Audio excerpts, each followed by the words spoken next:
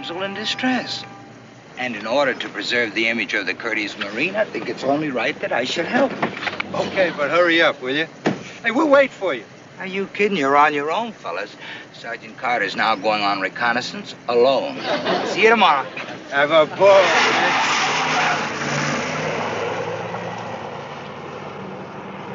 Hi. Can I give you a hand? Oh, thank you.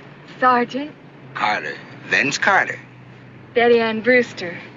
Nice to meet you. What happened? Well, I don't know. I stopped to pick some flowers for my mother, and the car just wouldn't start again. Well, I guess my horoscope was right. It said this day should bring you unexpected opportunity to pursue your hobby. What's your hobby? Cars? Girls.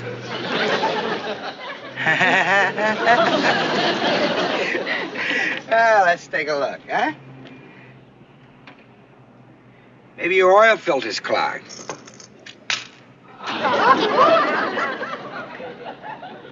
No, it ain't.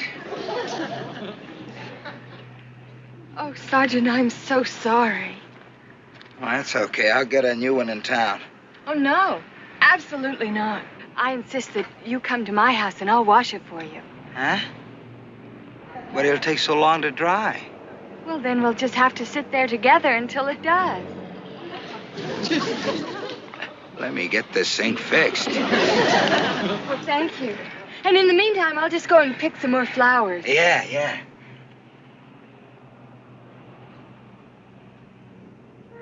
Hey, ma'am. Can I give you a hand? Well, thank you, but that nice gentleman was kind enough to stop and help me.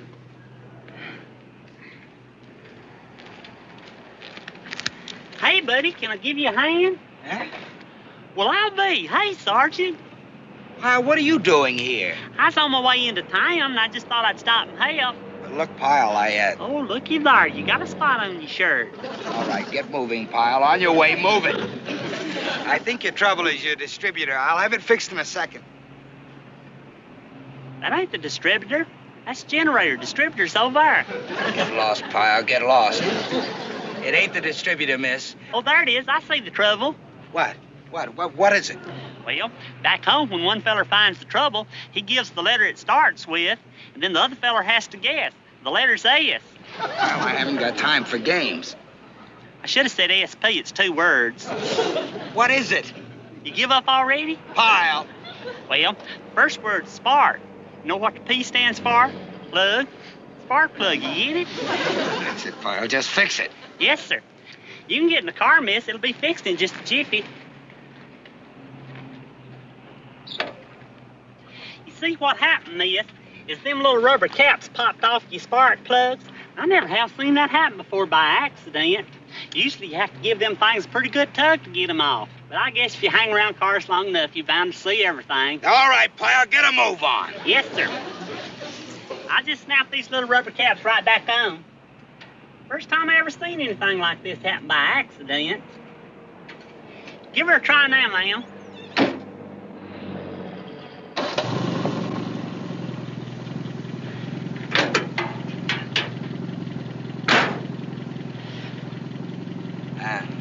Thank you, Pyle. Look, I'm sorry we can't give you a lift into town, but you know how these little cars are. They only seat 2 people. Oh, that's all right. Walk will do me good anyways. I'm sorry I can't take both of you. But since this is the young man who fixed the car, it's only fair that I take him. Get in, Private.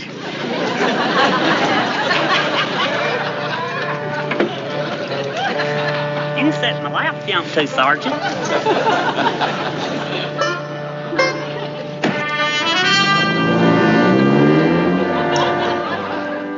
Oh, that was a sweet thing for you to do, son. I can't tell you how much I appreciate you taking care of my little girl like that. She's all I've got. If you don't mind my saying so, ma'am, she may be all you've got, but what you got sure is fine. I think so.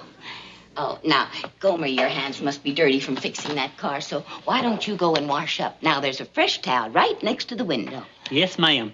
Mechanics' hands are always dirty. The only time Wally's hands were ever clean was on Sunday. You could still tell he was a mechanic because of his fingernails. Oh, right over here, Gomer. There.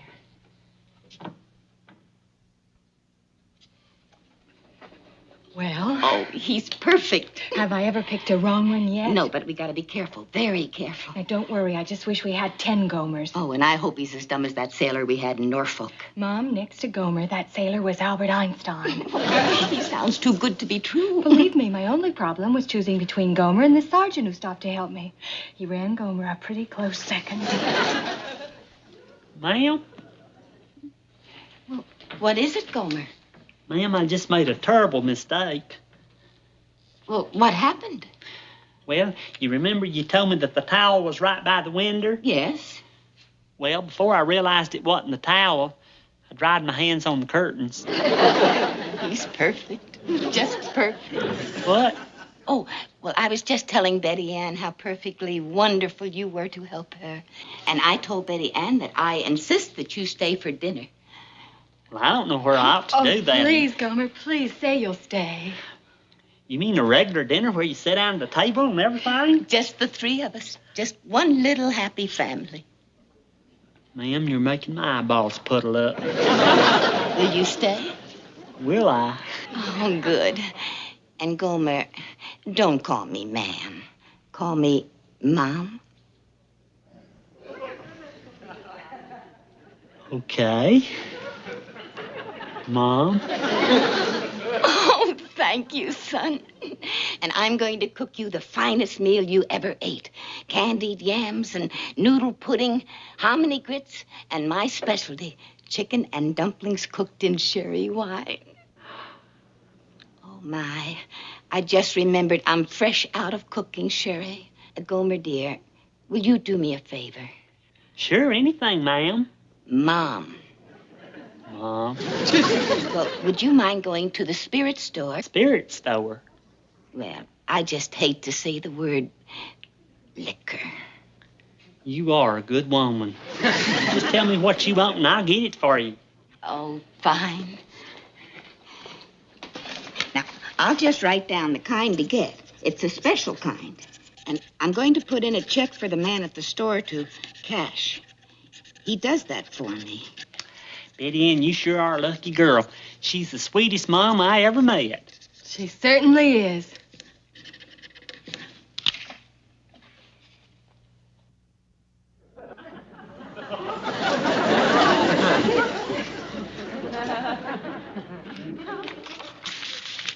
Well, here you are, son. Now, you just hand this to the man at the store, and he'll give you what I want. And remember, he'll be giving you a little money to bring back for the check I put in there. Okay. Mom, just tell me where that store's at. Oh, I'm going to drive you there, Gomer, and wait for you. Good. We'll see you later, Mom. Oh, he's just perfect.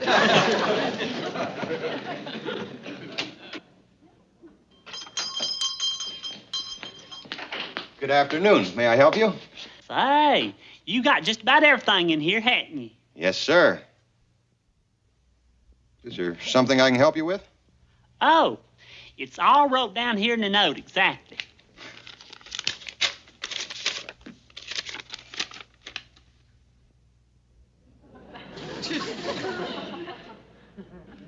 Do you understand the note all right?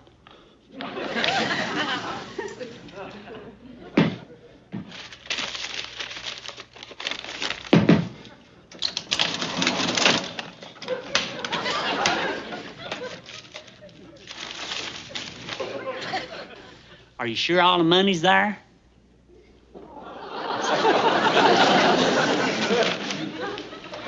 I'm glad I asked. I wouldn't want no mistakes. Much obliged, buddy.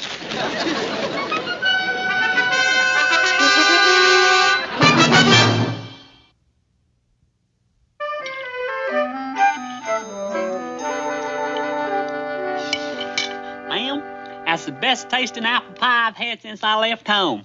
Oh, thank you, Gomer, but that's sweet of you to say. I mean it.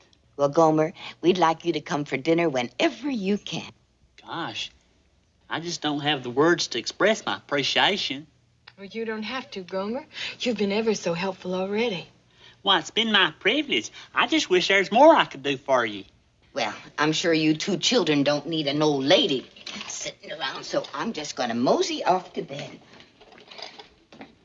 Oh, Betty Ann, will you bring me that dish, please?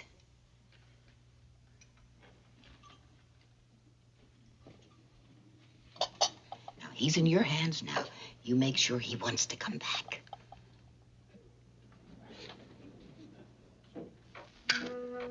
Good night, son. Night, Mom. Shall we sit?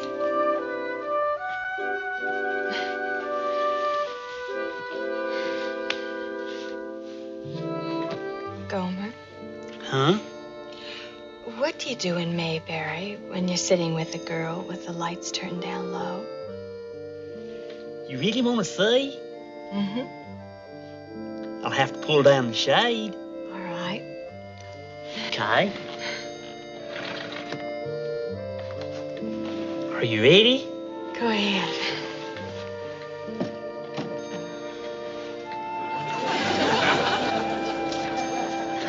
Now tell the truth. Don't that look like a real live swan?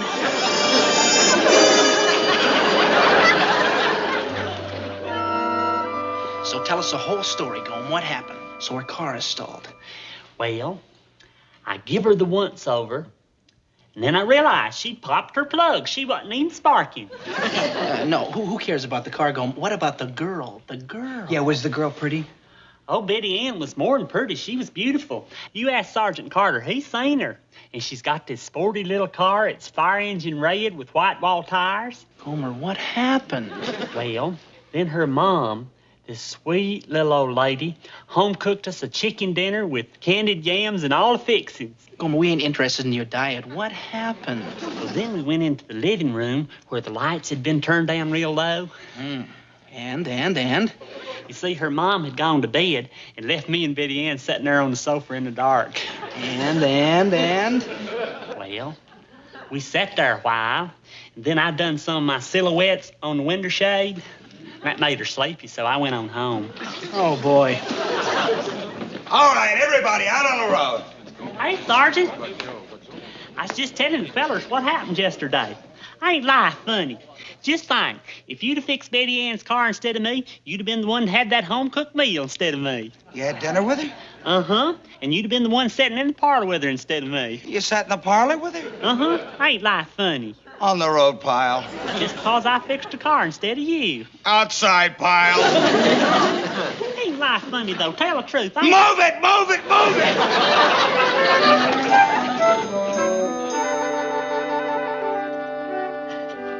Must think me awfully silly, Gomer, but I ran out of cooking sherry again. Oh, don't worry, ma'am. I'll be glad to go get you some. I knew you would. Oh, you are such a dear boy. Well, I wrote down exactly what I want. So you just hand this envelope to the clerk. Like you did yesterday. I like shopping like this. You can't forget nothing. Oh, did you put the check in the envelope, Mother? Oh, yes, dear. Oh, those darling Boy Scouts were around this morning for a donation, and I gave them all my cash. So, Gomer, you make sure the clerk gives you the change. Oh, he will, ma'am. He's a real friendly feller. Oh, we're going to a different liquor store today, Gomer. One on Fairview Street. The man isn't doing too well, and Mother thinks we ought to give him the business.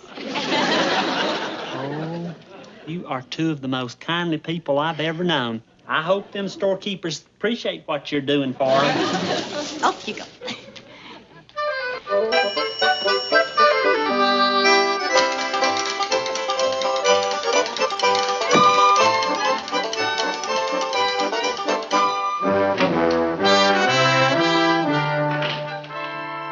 Good afternoon, sir. Hey there, buddy. How things going? You're sort of quiet. Well, this ought to brighten up your day some. Hey, you guys see this? Marine bandit strikes again. Hey, how about that guy? He knocked off another liquor store. How do you figure? You think he's a real Marine? Nah, he wouldn't wear his uniform. He'd have to be an idiot. No, sir. No real Marine would do anything like that. Why, that'd be a disgrace to the whole corps. That's what it'd be. You people that are going on liberty, make sure you're squared away. All set, Sarge. Take off. Let's go, guys.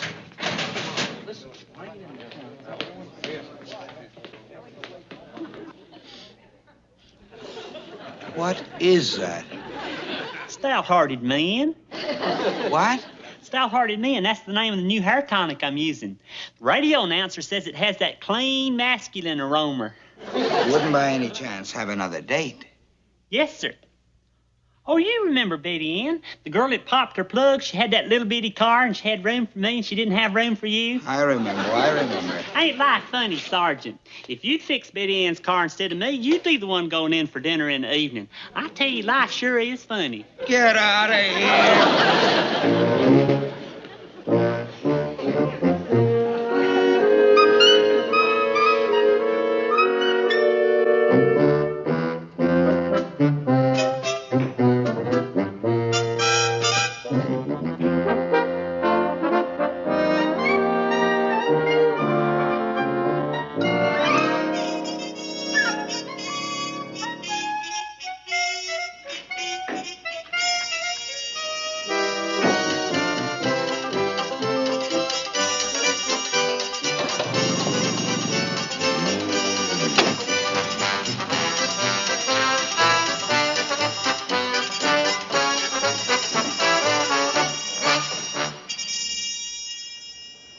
Now, the store's right over there.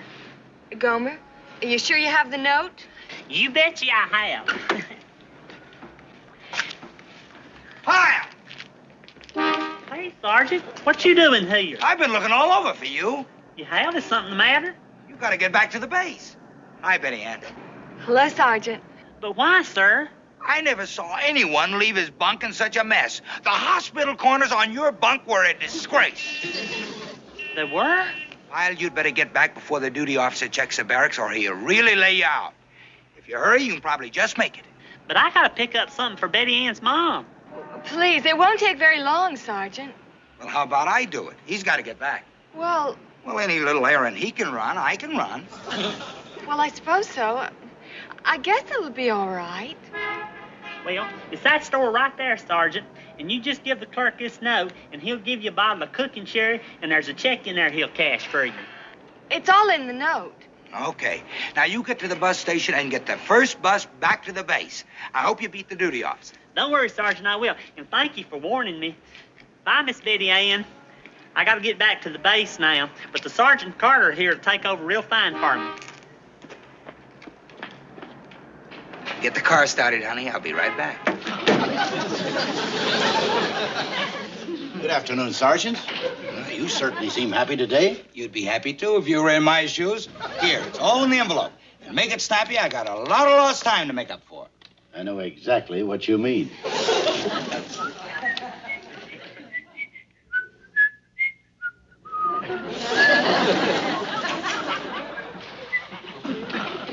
Come on, I ain't got all night. Move it.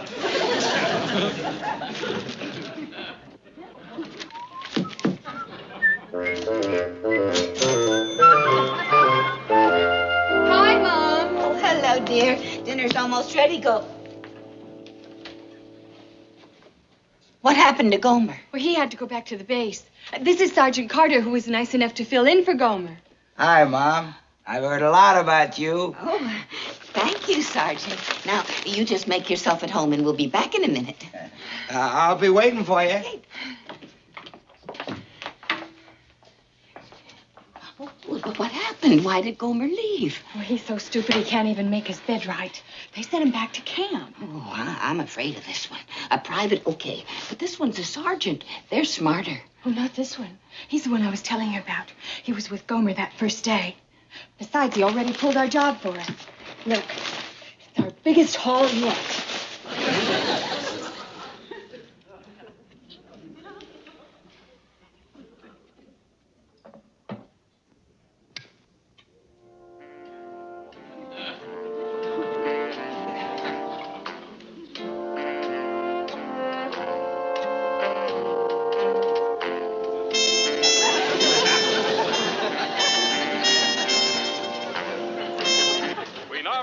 Special news bulletin we gave you a few minutes ago. The Marine Bandit has struck again. For the third time in as many days, a liquor store was victimized by this daring bandit. Today, the scene of the crime was Harry's liquor store on Jefferson Avenue. Hey, did you hear that? Marine Bandit just hit the liquor store we were in. This time, the bandit wore the uniform of a Marine sergeant. The dirty rat. According to the proprietor's description, the sergeant was about 5 feet 10 inches tall, stockily built, thick-necked, with beady brown eyes and a crew haircut.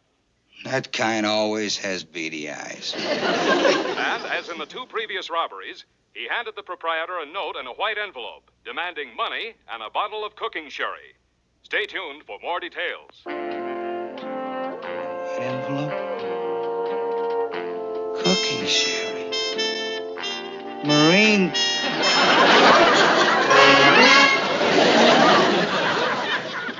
Here, Mom, I've got everything. Good. Well, that ought to hold him. Come on.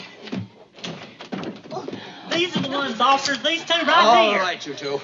Shame, shame, shame on you. What you two done is a disgrace to ladyhood. And to thank you used me to help you. Ill-gotten gains is what it was. Ill-gotten gains. I'll take care of the sergeant, officer. All right, Ray, take her on out. Come on. All right, let's go. Hey, Sergeant. Ain't this the awfulest thing you ever seen? And I thought they was such nice ladies. Why, they had me buffaloed right from the start. They had me working for them, getting them their ill-gotten gains. I know what you're thinking. You won't know how I caught on to it. Well, this is the way it was, Sergeant. There I was, sitting in the bus station, waiting on the bus to take me back to camp, just like you told me to, with nothing else on my mind except them hospital corners. When all of a sudden this feller's voice come on the radio and said the Marine Bandit had struck again. Well, he had such a nice, deep voice, you couldn't help but pay attention to it. And then he said that the bandit had this crew haircut and was a little stocky. You are kind of stocky, Sergeant. Not plump stocky, but I spot a jiggle in your jowls every once in a while. Anyway, he said about the envelope and the letter. So I just put 2 and 2 together. I ain't lie funny, Sergeant. Just think, if you hadn't have found me, I'd be sitting there all tied up, and you'd be sitting here talking. I ain't lie funny now, Sergeant.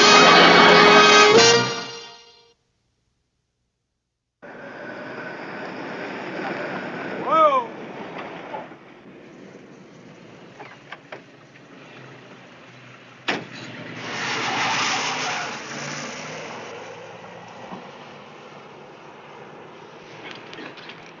Pyle.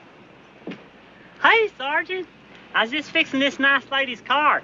Her valves need grinding, but I think I can get her to go. Yeah, well, suppose you let me take over from here on. Huh? I said get lost. But, Sergeant, Pyle, you did it to me once, so I'm doing it right back to you. You cut me out with that Betty Ann dame. Yeah, but she turned out to be a robber. That's right. So the law of averages says this should turn out right this time. But, Sergeant, I know... Beat it, Pyle. Sergeant? Move it, move it.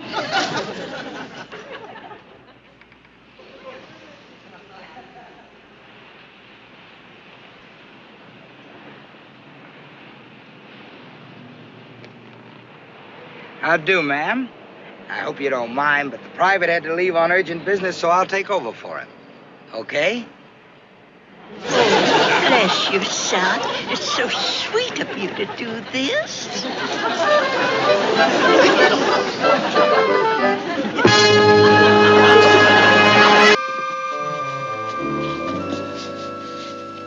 What do I smell? Huh? Something smells. What is it? Is it shoe polish? No, it's stronger. Is it cleaning fluid? Mm-mm. Is it me? It's you, Gomer. It's just this little bag of camphor balls. Camphor balls? Uh-huh. It's supposed to be good for a cold, and I'm coming down. Well, I don't know if it's good for a cold, but it ought to be good for keeping the moths off your chest. Congratulations, men. Do you see this? Once again, I have not been named Sergeant of the Week. Sergeant Porter got it this week. I think Sergeant Zaleski got it the week before that, and the week before that it was Sergeant Tully. But have I been named Sergeant of the Week? No. And do you know why I never make it? I'll tell you why. In order to be named Sergeant of the Week, I have to have the cooperation of my men. And I have not been getting that cooperation. Now, there are two ways I can get that. I can ask you all to please, please cooperate. That's one. And two, I can get on your backs and ride the tar out of you. Now, let's see. Let's try that second way first, shall we? All right, everybody on the road. We're going to double time it around the entire base. Sergeant? You heard me, Pyle, on the road. Could I please be excused from that there run? Be excused? Is that what you said? Yes, sir. On account I think I'm coming down. You're coming down? From where? He's got a cold, Sergeant. Rescue, get out of here. That's right, Sergeant. I got a cold. I've been sniffing at these camphor balls. Don't seem to do no good. And I feel kind of heady. There's no two ways about it. I'm coming down. Well, I've got a wonderful remedy for you.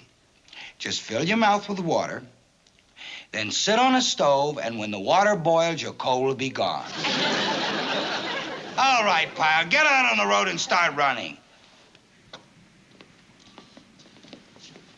Sergeant, I really don't feel too good. If I could just... I'm gonna sweat that cold out of you, Pyle. In fact, I might let you do a few extra laps. Fall in.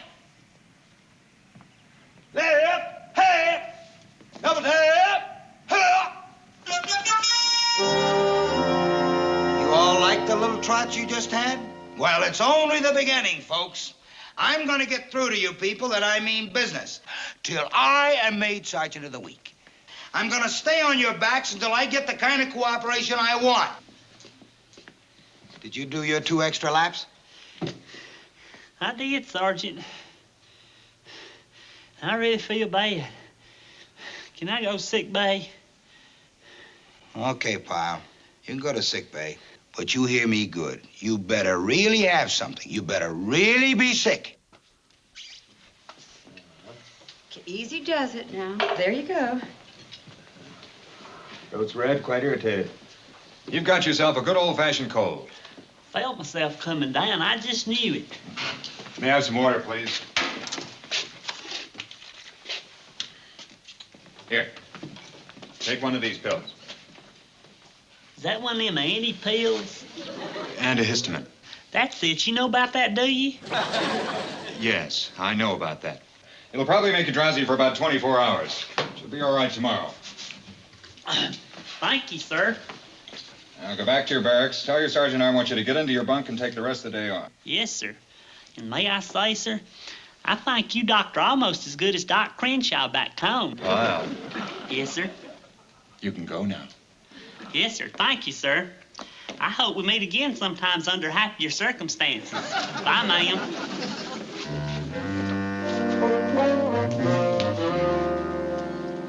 What do you think you're doing? Getting into my bunk, Sergeant. Why? Doctor's orders. I'm sick. Oh, really? What have you got? Well, it's kind of a washed-out feeling.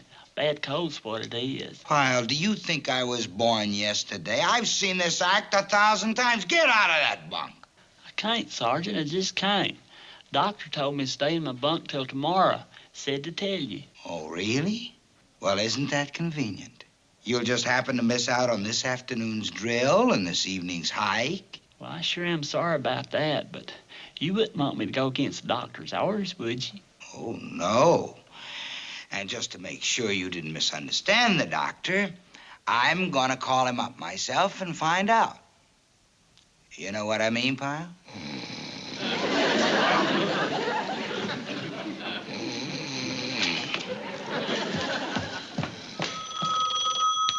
Sick bay.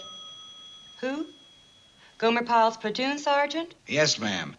Can I speak to the doctor who examined Pyle? Well, Lieutenant Ames had to step outside for a few minutes. If you don't mind waiting, you can hold on. Fine. He shouldn't be too long. What do you think, Doc? Not a chance, Billy. He's had it. Well, maybe if I'd seen him earlier, who knows, I might have been able to help him. Not now. Well, I thought I'd get your advice before I took him to the vet. Believe me, at this stage, a vet is a waste of time. Who takes care of the old boy here on the base? One of the sergeants down at the stable. He's devoted to this horse. He's going to feel real bad. Yeah, and not much I can tell a sergeant, but put him out in the fields and let him enjoy his last days. Oh, yes, Lieutenant Ames is looking at the horse right now. Well, if you'd like to hold on, he should be in very soon. Fine, just hold the wire. All right. Let's have a look at that arm. Oh, Lieutenant, you have 2 calls. The one on the right wants to know about the horse, and the one on the left wants to know about a Private Gomer Pyle. Thank you. Prepare him for X-ray. Yes, sir.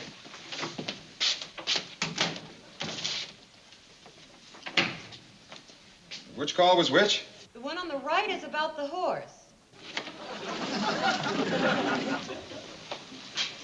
Hello. It's Lieutenant Ames speaking. Hello, sir. This is Sergeant Carter. I was wondering if you could give me any information on your examination. Well, Sergeant, I guess the best way to put it is bluntly. He's on his way out. Sir? I'm sorry, Sergeant, but he's had it. Really, sir? Are you sure? Well, it happens to all of us sooner or later. Well, I know, but... Somebody's been riding him too hard. After all, when you have somebody on your back every day, sooner or later the wear and tear shows. And there's nothing you can do? I'm afraid not, Sergeant. Maybe if I had seen him sooner. I don't know.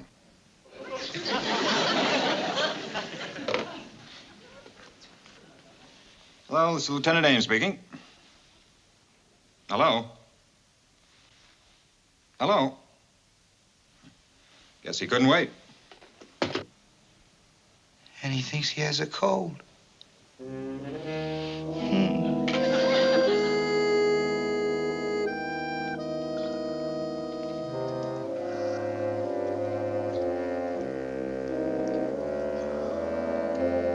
Pyle. Pyle. Pyle. Hi, Sergeant.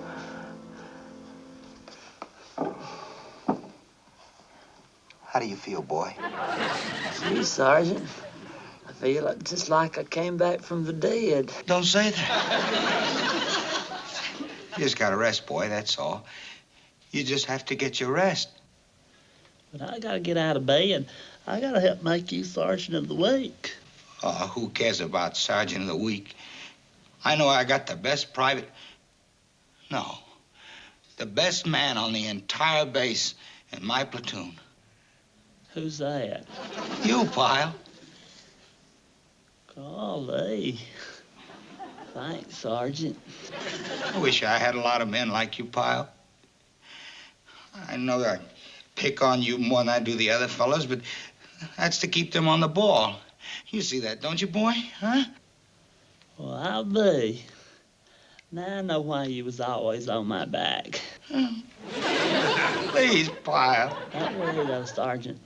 If it helps the outfit, you ride me all you want to.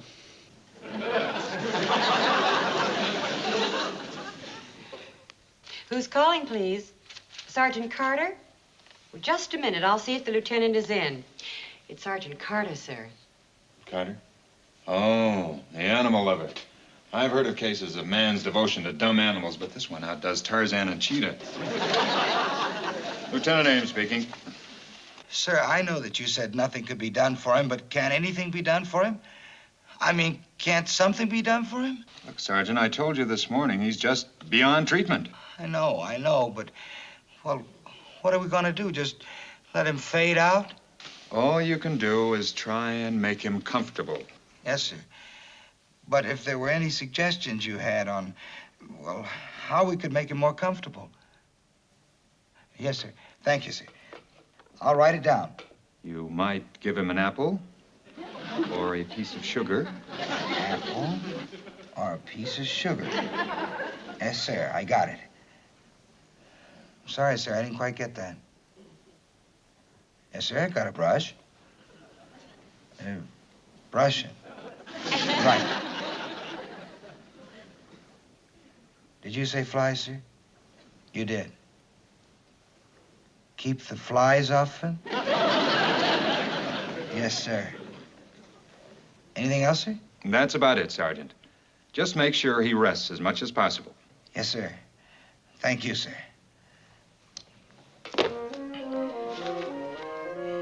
An apple, a piece of sugar, brush him, keep the flies off.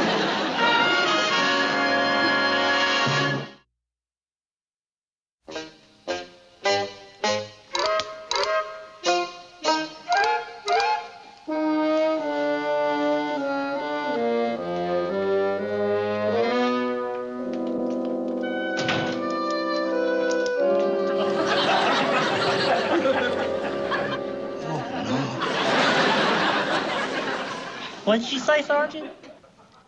Something the matter?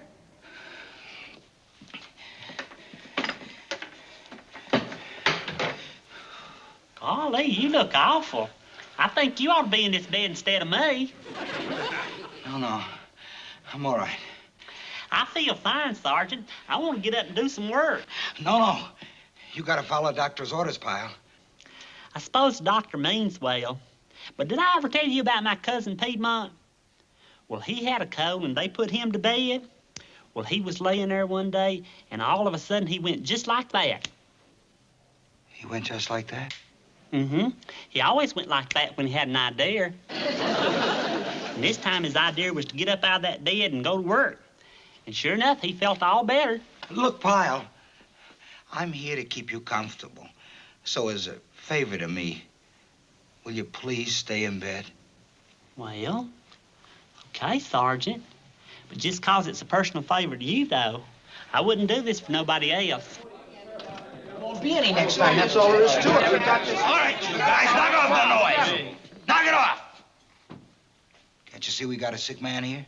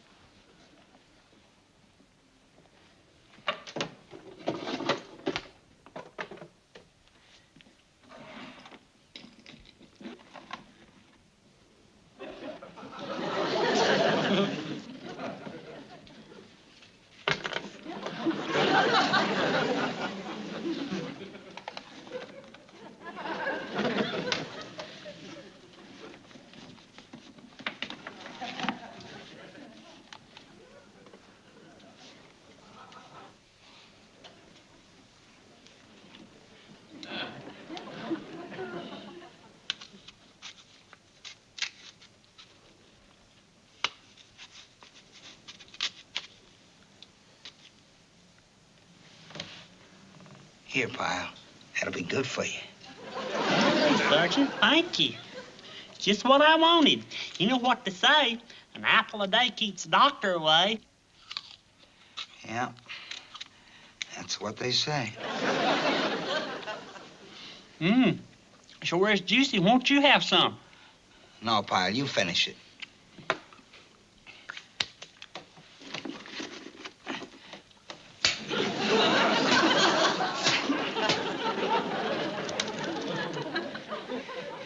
That'll keep the flies from bothering you. Sir, that's real swell of you, sir. Oh, another thing, Pyle, you don't have to call me sir anymore. I know that was only in boot camp. I can just call you Sergeant. Well, I mean, you can call me Vince. Shazam. After all, we're in the same outfit and all. Gosh, I don't know where I can get used to calling you Vince. We'll try. Okay? Okay. Vince. But you gotta call me Gomer. Okay, Gomer. Boy, being sick can kind of be fun when you got a good buddy to take care of you. Right, Vince? Right, Pyle. Gomer. Gomer.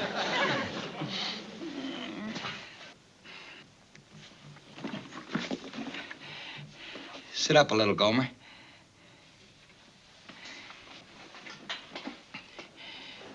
The doctor said this might make you more comfortable.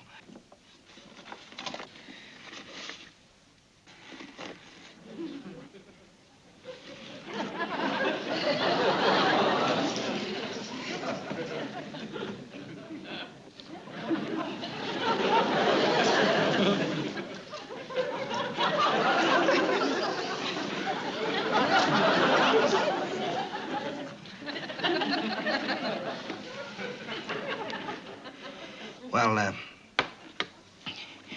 you just take it easy, Gomer.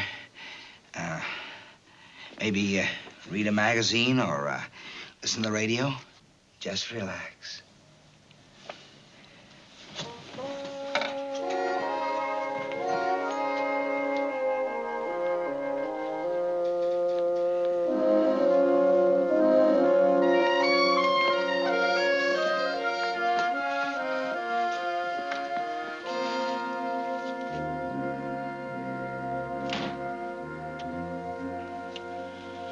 All right, I guess you guys are wondering what's going on, why I was doing all those things for Pyle.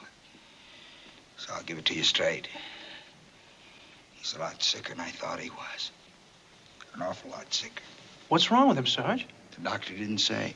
All he said was there was no hope for him. On the level?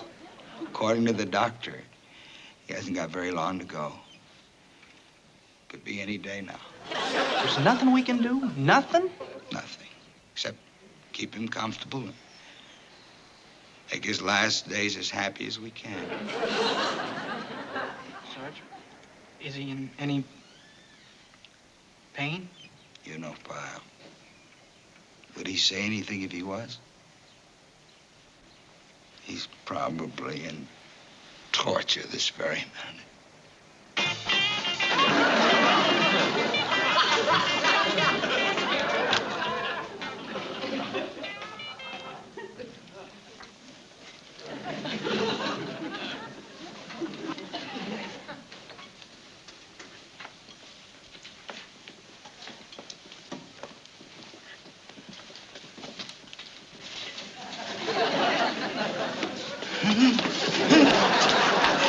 Don't go near him. Everybody outside. How could you not? Don't nobody go back in there. You saw he's got the convulsions. Take a walk. Go to the PX, but stay out of there. I gotta speak to Lieutenant Ames right away. Well, what seems to be the matter? Excuse me, sir. You Lieutenant Ames? Yes, Sergeant. Why? What seems to be the trouble? Well, sir, I'm Sergeant Carter. Remember me? I spoke to you? Yes. Why the panic? Anything wrong? Well, sir, I know there's no hope, but I gotta do something. He's got the convulsions. I didn't think it'd be this soon. Usually convulsions means the end is near at hand. Oh, no. I know how you feel, Sergeant. You have my deepest sympathies. What a terrible way to go. Yes. I've seen it many times. Sir, what if we brought him here to the hospital? Couldn't we do that, sir? Oh, come on, Sergeant. Maybe I have something here that'll help you. I should have one or two left. Here. Give him this pill. It may relieve some of the pain. Give him this? Yes, just pop it in his mouth. How can a man swallow a pill this size? A man can't, but a horse can. Just give him that pill. It may make his last days a little easier. Now, been quite a lucky horse at that. A horse? He's left a proud record. Years of faithful service to the Corps. A horse? Guadalcanal, Saipan, Iwo Jima, Korea. Animals like yours, Sergeant, are true heroes in every respect. A horse. One of our noblest creatures. A horse? Yes, Sergeant. A horse. Excuse me, sir. Do you remember examining a private Gomer Pyle the other day? Gomer Pyle. Oh, yes, yes. He had a cold virus. I told him to spend the day in his bunk. Why? I mean, there wasn't anything serious? A cold. Is that serious? No, sir. Thank you, sir. A horse.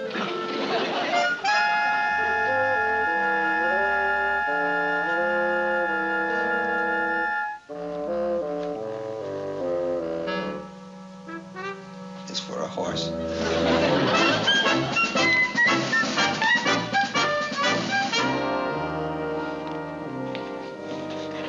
How you been, so buddy? Where's everybody been? Hey, they're giving the weather report. There's a mass of cold air coming down from Canada. Night and early morning low clouds. It's a high today of 82. And did you know that the market opened steady?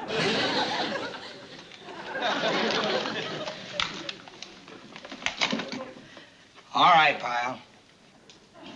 Sergeant Carter, Captain Brinson wants to see you. Right now? Right now. All right, Pyle. You stay right where you are. Don't move an inch. I'll be right back. I got something I want to say to you. Oh, you just take your time, good buddy. I'll wait for you. Right over here, Sergeant. Yeah. All right, now smile. Congratulations, Sergeant Carter. Sergeant of the Week. Huh? I'll read you the official citation. Sergeant Vincent Carter, Sergeant of the Week. Most highly recommended by Lieutenant C.F. Ames, medical officer, for his compassion, understanding, and deep regard for a dumb animal. Sergeant Carter sets an example worthy of the finest traditions of the Marine Corps. A leader whose exemplary behavior inspires both love and respect. Congratulations. And a boy, Sergeant.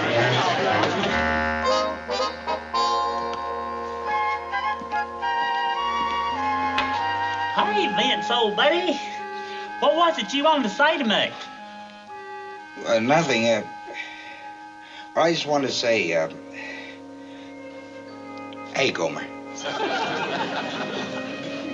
Well, hey, Vince. Bless you. Thank you. Well, bless you again.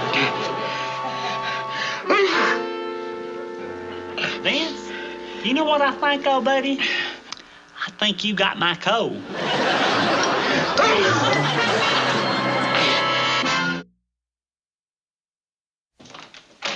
Hey, Sergeant Carter?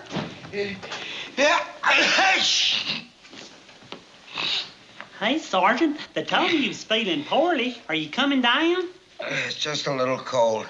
I was just taking a little nap and then back to work.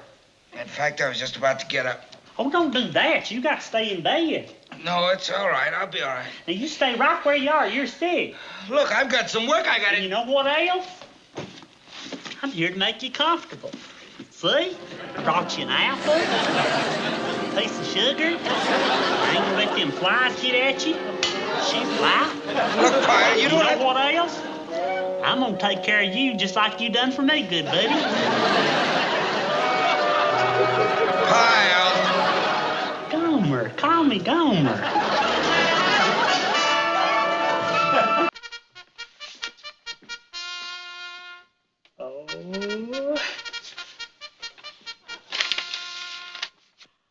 Oh.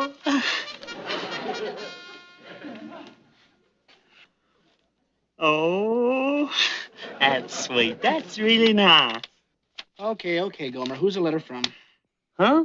Who's the letter from? Blonde, brunette, or redhead? Gray. What? It's from my grandpa. Grandpa? Grandpa Pyle. My grandpa on my daddy's side. And you know what? He's coming here in his trailer and everything just to see me. You see, he travels around in a trailer. Listen to this. When I stopped at Mayberry, they said my favorite fishing partner was in the Marines.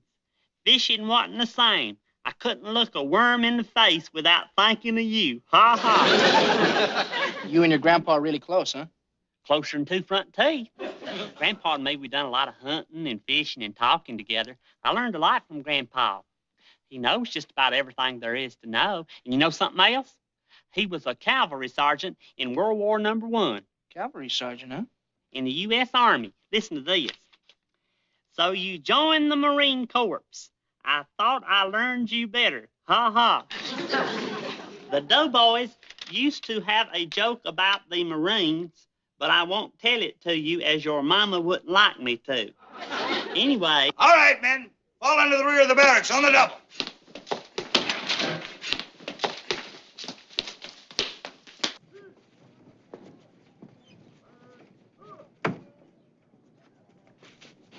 Hey, Sergeant, I just got me a letter from my grandpa. Swell. He's coming here to visit. Good. Bless his heart. Pyle, fall in. Yes. At ease. All right. Listen up. Battalion headquarters has decided that we should find out if any of you are potential non-com or officer material. If they had just asked me, I could have told them. But they decided that you should have a chance to lead this squad. see if you can take over my job. So for the next few days, that will be our project. Each man will get a chance to lead this squad in close order drill, and I will be observing. We'll proceed alphabetically. Abrams, we'll start with you. Squad, take hut! Abrams, front and center. Nice feller, Abrams. He writes home regular, but he ain't no Sergeant Carter. Quiet the ranks! Take charge of the squad.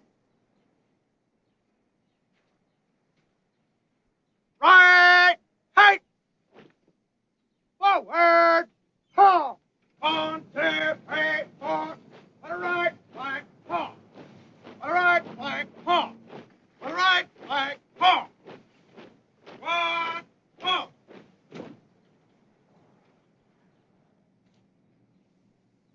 Not bad, Abrams. Not bad at all. Fall in. Next man, Bronson. Front and center. He ain't no Sergeant Carter neither. Quiet the ranks.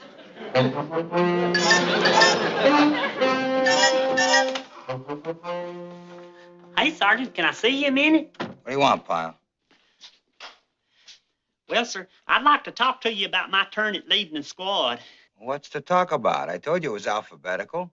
You get your turn when the P's come up. What's your hurry? Get back to your quarters. No, Sergeant, that ain't it at all.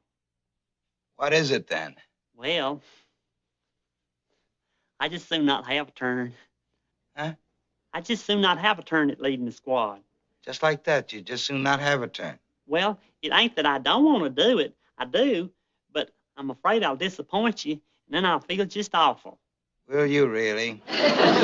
So even though I do want to do it, I don't think I should do it, because the way I do it, I'm sure to be doing it the way you don't want it done. What? I said that even though I do want to do it. Never mind. Pyle, we are talking about a battalion order, not ladies' choice at a dancing academy. Every man in this platoon will, repeat, will, drill his squad in close order drill. You are in this platoon. You will take your turn when it comes up. Well, I'd like to, Sergeant, but I just... Pyle, do you know the reason for this program? It's to train you to take over. Now, what if something happened to me in combat? Who would take over? Golly, Sergeant, if something happened to you, I just wouldn't want to go on. Oh, isn't that touching? See, Sergeant, the reason that I'm begging off is, well, I just don't think I got them qualities of leadership. Now, followership, that's something else. I follow real good. That's enough. You'll take your turn in this new program just like everybody else. Yes, Sergeant. I sure follow better than I lead. Even when we used to go hunting like that.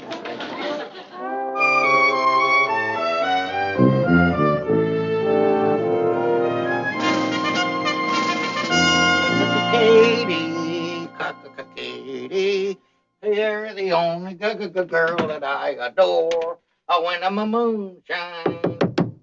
Come in. Hey, Grandpa, guess who?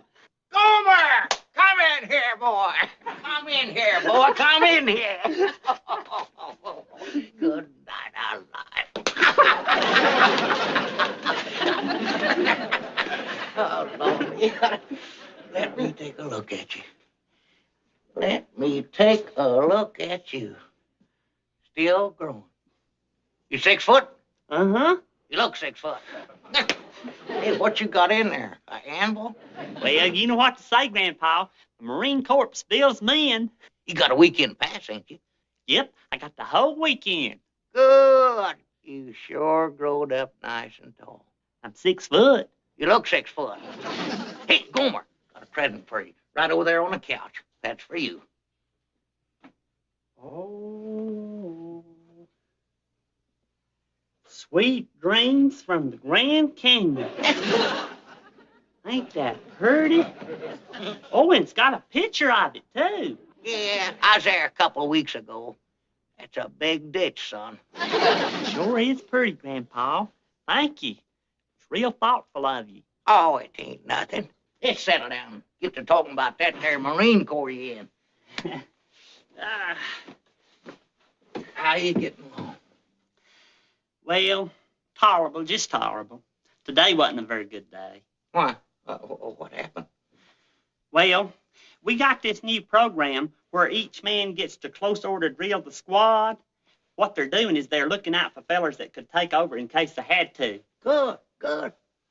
What's the problem? Well, I ain't got no leadership to display. What? True, Grandpa. For goodness sakes. Gomer, the Pyles has been known as leaders for generations. Not me.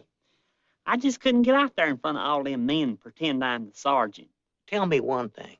Would you like to be able to do it? Sure. I'd like to more than anything. But I know I can't. I just ain't got the beller for it. Gomer, stop talking like that. It ain't befitting a Pyle. I'll show you how to beller out them orders. Grandpa, I don't know. I just can't start Son, doing... it's easy. You gotta make it come from down here. Now listen. Prepare. Come out. Out. Come on, get up, try it. Get up now and try it. Go on. Prepare to mount. Mount. Little lower now. Little lower. Draw sabers. Draw sabers. Little lower. Little lower. Bugler, blow, charge. Bugler, blow, charge. See, don't that sound just awful? No, it don't. It's just that, well, you need a little practice before you can practice. Tell you what, we'll work on it over the weekend.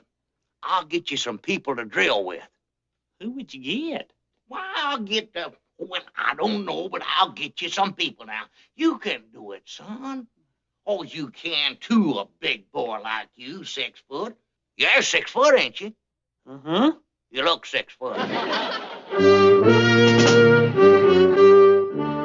Grandpa, I don't know about this. Go on, boy. You can do it. Try it. Go on. They're waiting for you. Put them through their paces. Squad, attention. That means attention. Y'all all got to stand up straight. Left, face. No. Everybody's got to turn this way. That's right. Forward, march. No, that means y'all all got to move out in that direction. That way. Come in here. Everybody, come back over here. Everybody get back over here and stand here. You know what's the matter? You're too easy on them.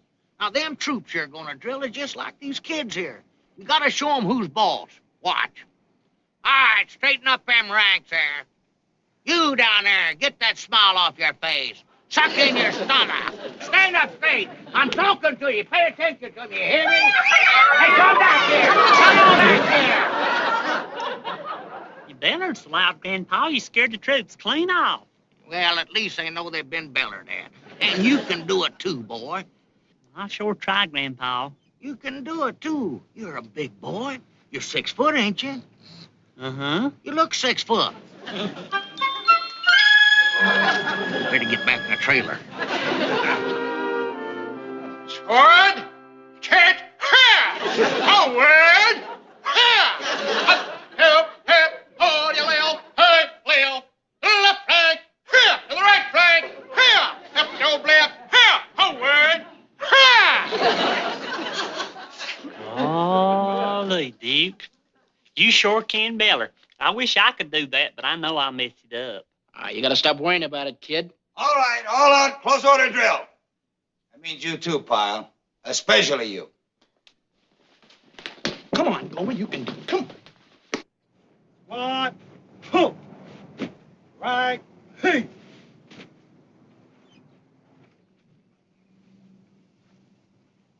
Oliver, that was good. That was real good. Of course, you ain't me, but then who is? All in. At ease. Now, let's see who we're down to. Pyle. Front and center.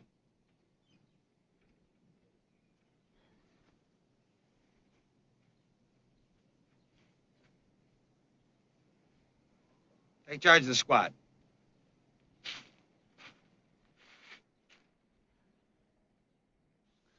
way, fellers. Forward. March.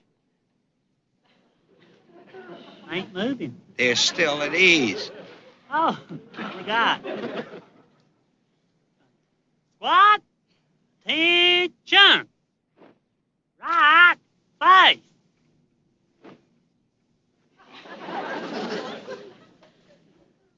Right face.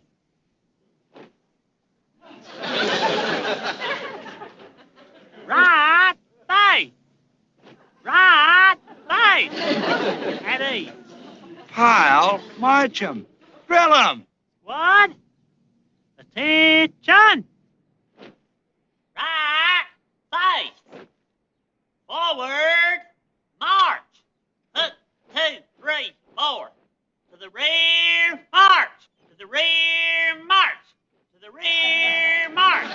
Rear march. To the rear march. To the rear march. To the rear march. To the rear march. Give him something else. Right flank. March. Wait, whoa! Stop! Halt! Halt! Oh!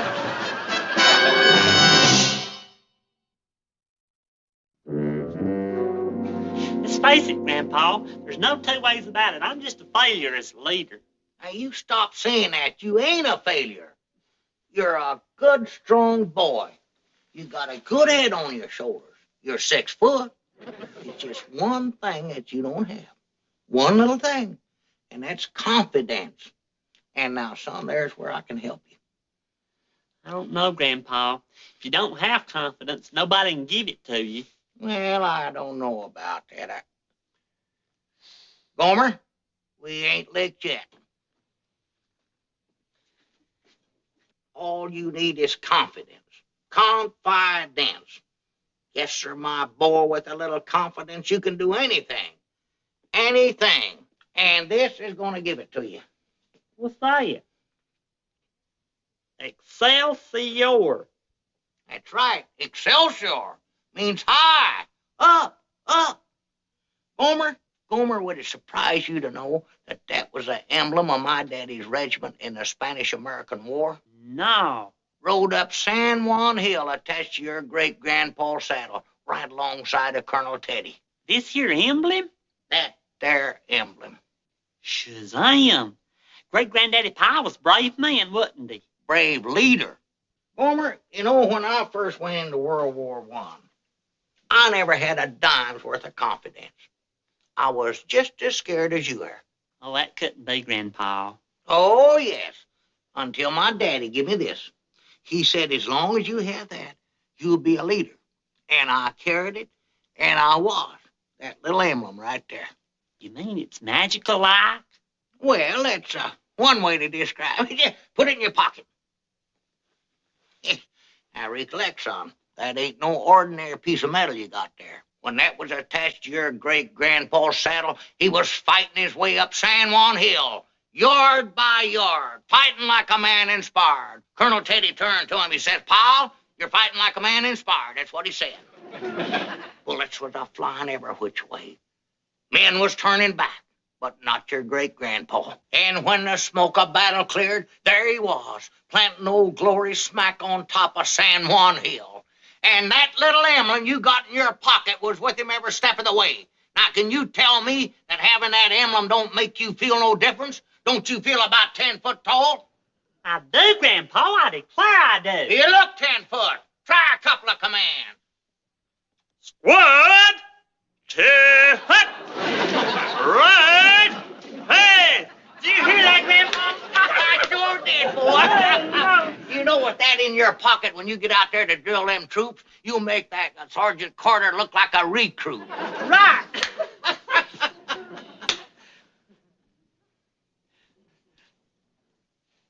What's the matter, son? Just happened to think, Grandpa, you only get one chance at leading a squad, and I've already had mine. Well, don't you worry. You'll get a second chance. But how? Well, I don't know, but things has a way of happening to folks that has that emblem. How? Yes, sir. Man.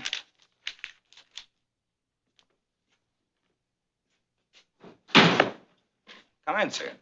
What can I do for you? I'd like to talk to you, Sergeant. Yes, sir. Let me get you a chair. No need to get a chair. I'll just stand. Well, I just thought you'd be more comfortable. The only time I'm more comfortable sitting down, Sergeant, is on a horse. You can sit down if you're tired. No, I'm not tired. You spend quite a lot of time behind the desk, don't you, Sergeant? Not any more than most. I mean... You know, it's funny. You're shorter than I figured you'd be. How tall are you? Huh? You 6 foot? No, I'm... You don't look 6 foot. Of course, you make up for it by being bigger around the waist. I always keep myself in perfect physical condition. In my days, sergeants was tough as hardtack. Of course, you're in pretty good shape.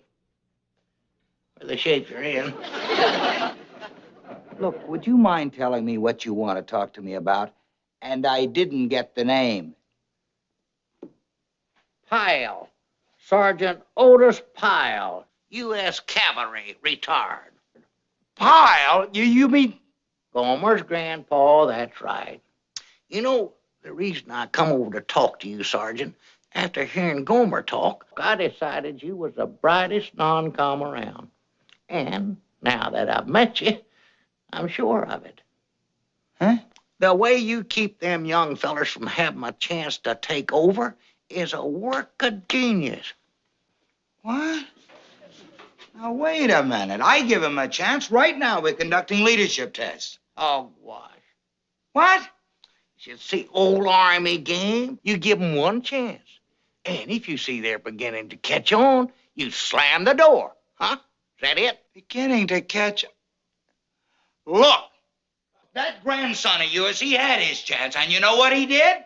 He blew it. Of course he did. And not give him a second chance is a smart way to play it. Now, just a minute. You might be a little soft around the middle, but not up where it counts. Your grandson will get a second chance. Tomorrow is an inspection day. The men will have their rifles. He will really get a chance. And it will be a pleasure to see what he does with it. A real pleasure. And it will also be a pleasure to have you as my personal guest, Mr. Pyle. Sergeant Pyle, U.S. Cavalry, retired.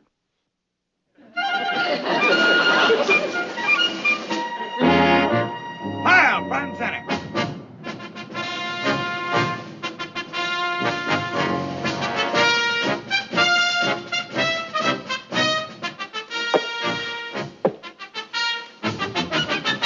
All right, Private. They're all yours.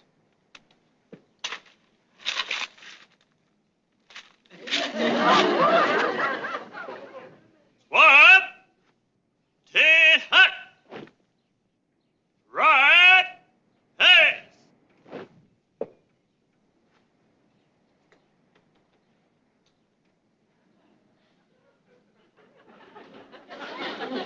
Hurry it up, Pyle. Right shoulder, hard. Forward, hard. 1, 2, 3, 4. To the rear, hard. Left shoulder, hard.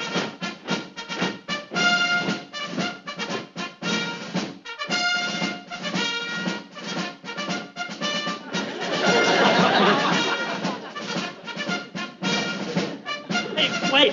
To the rear, hard.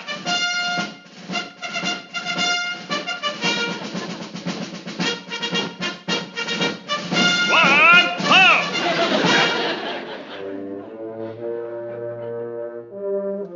Forward, hard. 1, 2, 3, 4. All right, hard. 1, 2, 3, 4. On the right flank, hard. On the left leg, punch! 1, 2, 3, 4. 1, 2, 3, 4. Gosh, Grandpa, I can't thank you enough for all you done for me. I just done what one good soldier would do for another. Well, I don't know. If you hadn't brought great-granddaddy's good luck piece for me, it sure done the trick. You think that emblem was what done it, huh? Of course it was, Grandpa. Well, I don't know about that. Come over here, Gomer. Let me have it. Ain't you gonna let me carry it in my pocket no more? Yeah, he won't be needing it no more. Let's put it back where it belongs.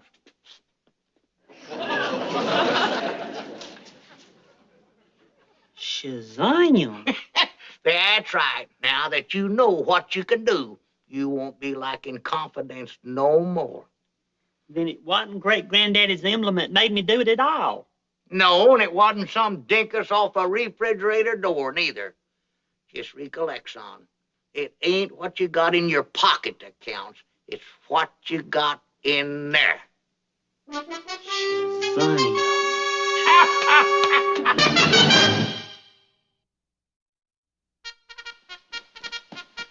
Hey, Dee, looky here. It's a letter from Grandpa. Good. You won't read it? No. Then I'll read it to you. Dear grandson, it was sure good to visit you at the Marine Corps base. I am glad I got to meet your sergeant. Always remember, boy, there is one man who will always stand behind you no matter what, and who will help you with your problems no matter how big or small. And that man is me, your grandpa.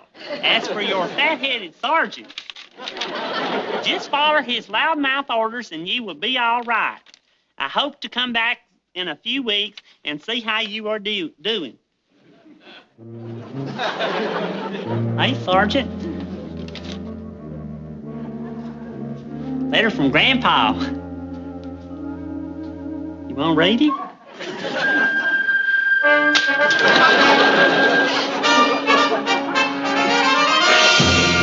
The Pirates of Taratupa. The Misadventures of PT-73. Prologue. The Humidity of Chaos. Taratupa was not so much a naval base as it was a tropical petri dish where military discipline went to die a slow, sweltering death. The air was 90% salt water, 9% mosquito, and 1% the lingering scent of illegal moonshine. At the center of this chaos sat Captain Wallace B. Binghamton, a man whose blood pressure was currently high enough to power a small destroyer. Binghamton stared at the request on his desk. It wasn't about torpedoes. It wasn't about troop movements. It was about garter belts. Garter belts. Binghamton screamed to the empty room, his eyebrows twitching like dying caterpillars. I am the commanding officer of a strategic naval outpost, and I am being asked to procure elastic hosiery. His adjutant, the perpetually nervous Lieutenant Elroy Carpenter, scurried in. Sir, the nurses, they say if they don't get the belts, the stockings fall. And if the stockings fall, morale follows. You know what the Admiral says about morale. I know what the Admiral says about everything, Carpenter. And speaking of the devil, Binghamton grabbed a telegram. Admiral Iron Pants Rafferty is arriving today for a sneak inspection. A sneak inspection? Do you realize what a mess this place is in? The Petty Officers Club has sinks backing up with something that looks like swamp cabbage, and Mikhail's crew is probably out there right now running a floating casino. Binghamton's stomach gave a treacherous growl. He reached for his indigestion pills, popping them like candy. My stomach acid could start a car.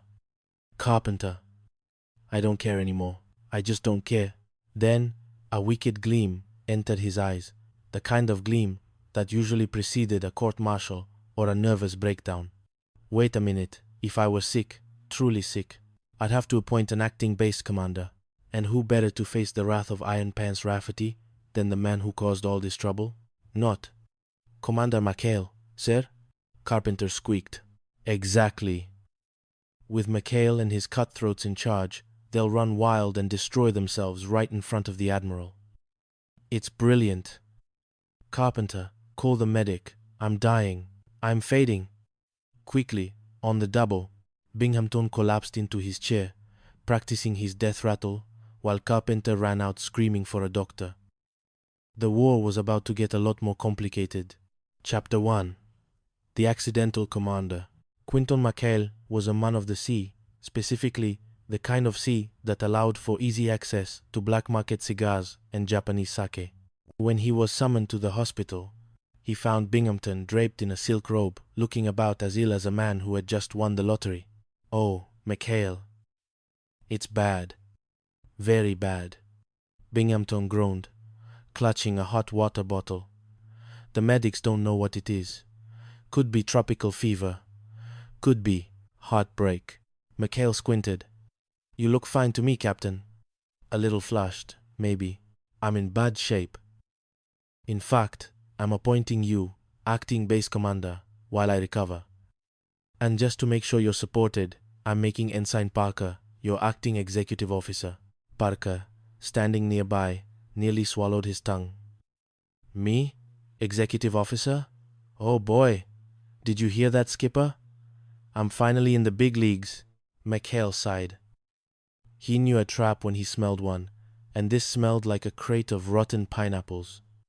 Look, Captain, I'm a saltwater skipper. I'm no good behind a desk. Parker here can barely find his way out of a phone booth without a map. That's an order, McHale. Out. Take command this minute.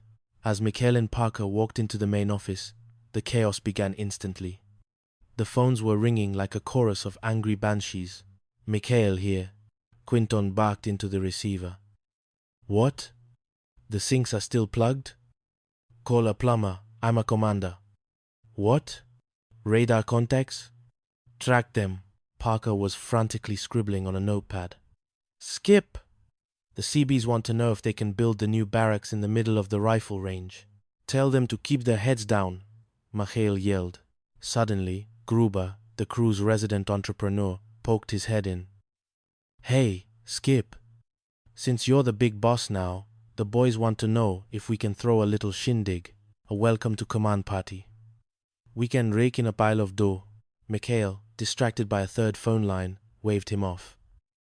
Full speed ahead. Gruber. Whatever you want. Just keep it quiet. You got it, Skip.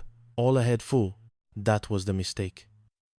By the time Admiral Iron Pants Rafferty's jeep rolled onto the base an hour later, Taratupa had transformed from a military installation into a full-blown Roman orgy.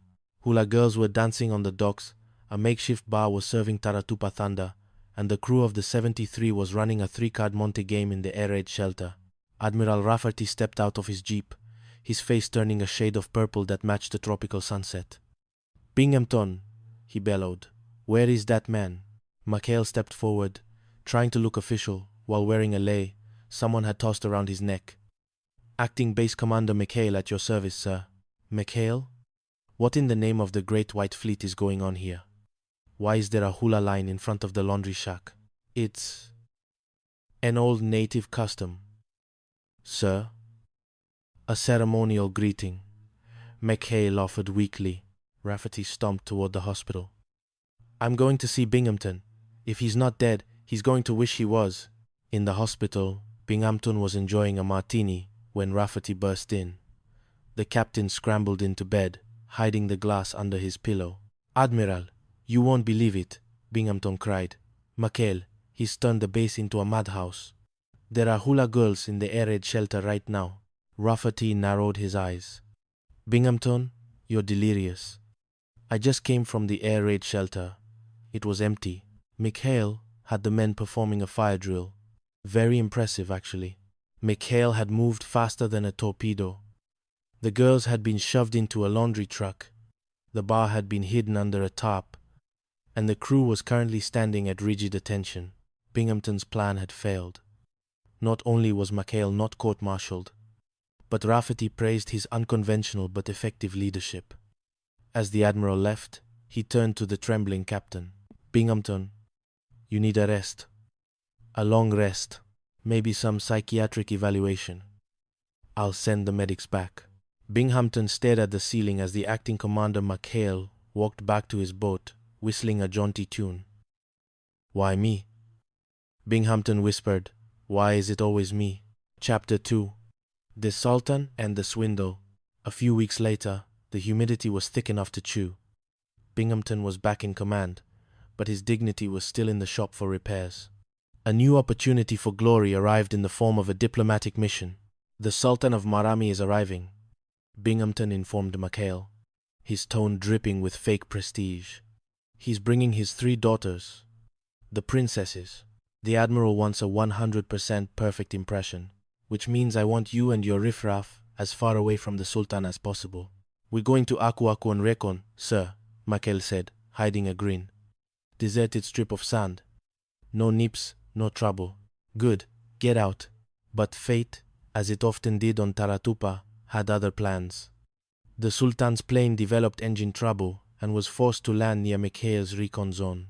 Within hours, the Sultan, Karim, and his 3 veiled daughters were standing on the deck of PT-73. "Wowie, wow, wow," Parker whispered, staring at the princesses.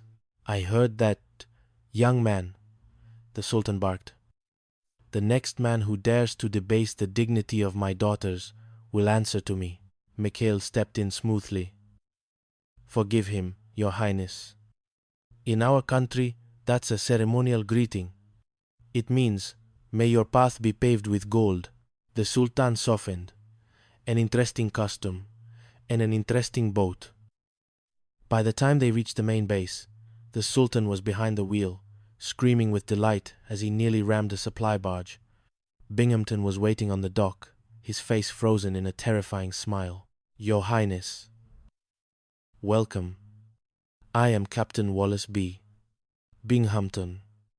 I have prepared a grand dinner in your honor." The dinner was a disaster from the first course. The Sultan's daughters were restricted to their quarters, but Mikhail's crew had other ideas. Virgil, the boat's resident romantic, had already made a date with Princess Siri. "I promised her a boat ride, Skip," Virgil whispered to Mikhail during the banquet. "We just need to borrow the 73 for 20 minutes. "Are you crazy?" Mikhail hissed.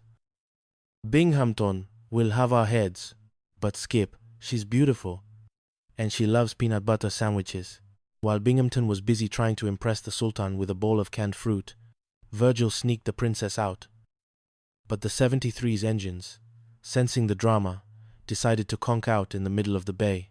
Back at the banquet, the Sultan grew restless. "Where are my daughters? They must dance for our hosts. Where are my daughters? They must dance for our hosts." Binghamton turned pale. "Of course! The princesses! Mikhail, go fetch them." Mikhail panicked. He knew Siri was missing. He grabbed Gruber and Parker. "Get some veils. You're going to be princesses." Minutes later, 2 princesses entered the room, draped in heavy silks and veils.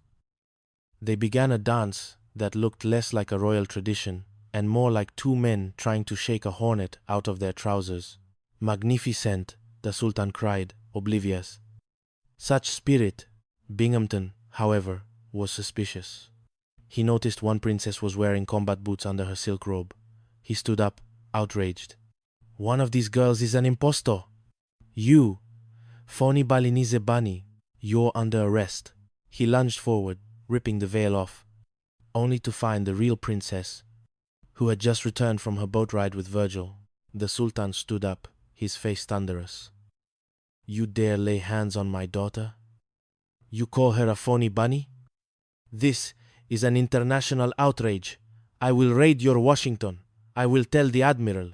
As the Sultan stormed out, Binghamton stood in the middle of the room, holding a piece of silk, while Mikhail and his crew quietly faded into the shadows. The captain's career was once again hanging by a thread, a silk thread. Chapter 3. The Laughing Gas Gambit. The stress was finally breaking Ensign Parker. Between the Sultan's visit and a particularly disastrous gunnery drill where he accidentally torpedoed a garbage scow, a fitness board had been convened to see if he was fit to remain an officer. "They're going to break me, Skip," Parker wailed, pacing the deck of the 73. "I'll be a seaman second class.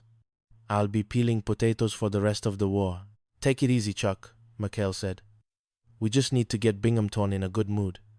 If he's happy, he'll cancel the hearing." Binghamton in a good mood? But Mikhail had a plan. He had noticed the dentist's office had just received a fresh shipment of nitrous oxide laughing gas. "Gruber, get that tank," Mikhail ordered. "We're going to landscape the bushes outside Binghamton's office." The next morning, the fitness board arrived, led by the stern Admiral Shoemaker. Binghamton was in his office, ready to sign Parker's career away. "He's a menace, Admiral," Binghamton shouted. "He torpedoed potato peels. He's incompetent." Suddenly, A strange hissing sound came from the window. McHale's crew was outside, spraying for frangipani flies with a hose connected to the nitrous oxide tank. "What is that smell?" Shoemaker asked, sniffing the air. Binghamton took a deep breath. "I don't know. But suddenly, the wall seems very, very funny." A giggle escaped the captain's lips. Then another. Within minutes, Binghamton was doubled over, pointing at the Admiral's hat. "That hat, it looks like a pancake. A big, silly pancake." Admiral Shoemaker, also affected, started howling. "And your eyebrows, Wallace. They're like two fuzzy caterpillars having a race." McHale walked in, followed by Parker. "Is this a bad time, sir?" McHale. "Chucky Wucky," Binghamton screamed, hugging Parker. "You torpedoed the garbage. It was a riot. The potatoes. Oh, the humanity." "Sir," McHale said, suppressed laughter in his voice. "Cancel it. Promote him. Give him a medal for waste management." Binghamton roared, rolling on the floor. The gas eventually wore off, but the damage or the salvation was done. The Admiral, still chuckling from the memory, declared Parker a man of great humor and spirit and dismissed the charges. Binghamton, waking up with a massive headache and no memory of the hugging, could only watch in confusion as Parker was given a commendation. Chapter 4. Sydney, the scaly defendant. The rivalry between Binghamton and McHale reached its peak when the captain decided to use a trap involving cold, hard cash. He marked $900 in brand new bills, placed them in a wallet, and accidentally dropped it near the 73's dock. "This is it, Carpenter," Binghamton whispered from the bushes. "When they take the money, we've got them for grand larceny." But they hadn't accounted for Sydney. Sydney was a 6-foot alligator that the crew had adopted as a mascot. Sydney had a particular fondness for Ensign Parker's mother's peanut butter sandwiches. When Sydney saw the wallet lying on the dock, he didn't see money, he saw a snack. "Gulp. He ate it," Carpenter whispered, horrified. "The alligator ate the evidence." "He didn't eat it, he just took it," Binghamton hissed. "Follow that lizard." Sydney waddled back to McHale's shack, the wallet still tucked in his massive maw. When Parker found him, he was horrified. "Sydney! You ate the captain? Oh boy, we're in trouble now." "He ate Old Lead Bottom." The news spread like wildfire. McHale's alligator ate Binghamton. Binghamton, very much alive and very much angry, burst into the shack. "I'm right here, you nitwits. And that beast has my wallet.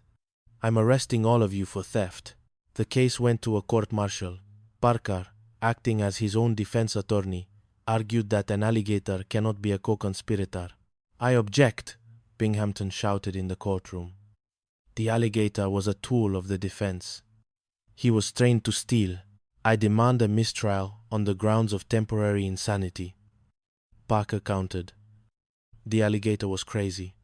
For peanut butter. The trial was interrupted when McHale and the crew led Sydney into the courtroom.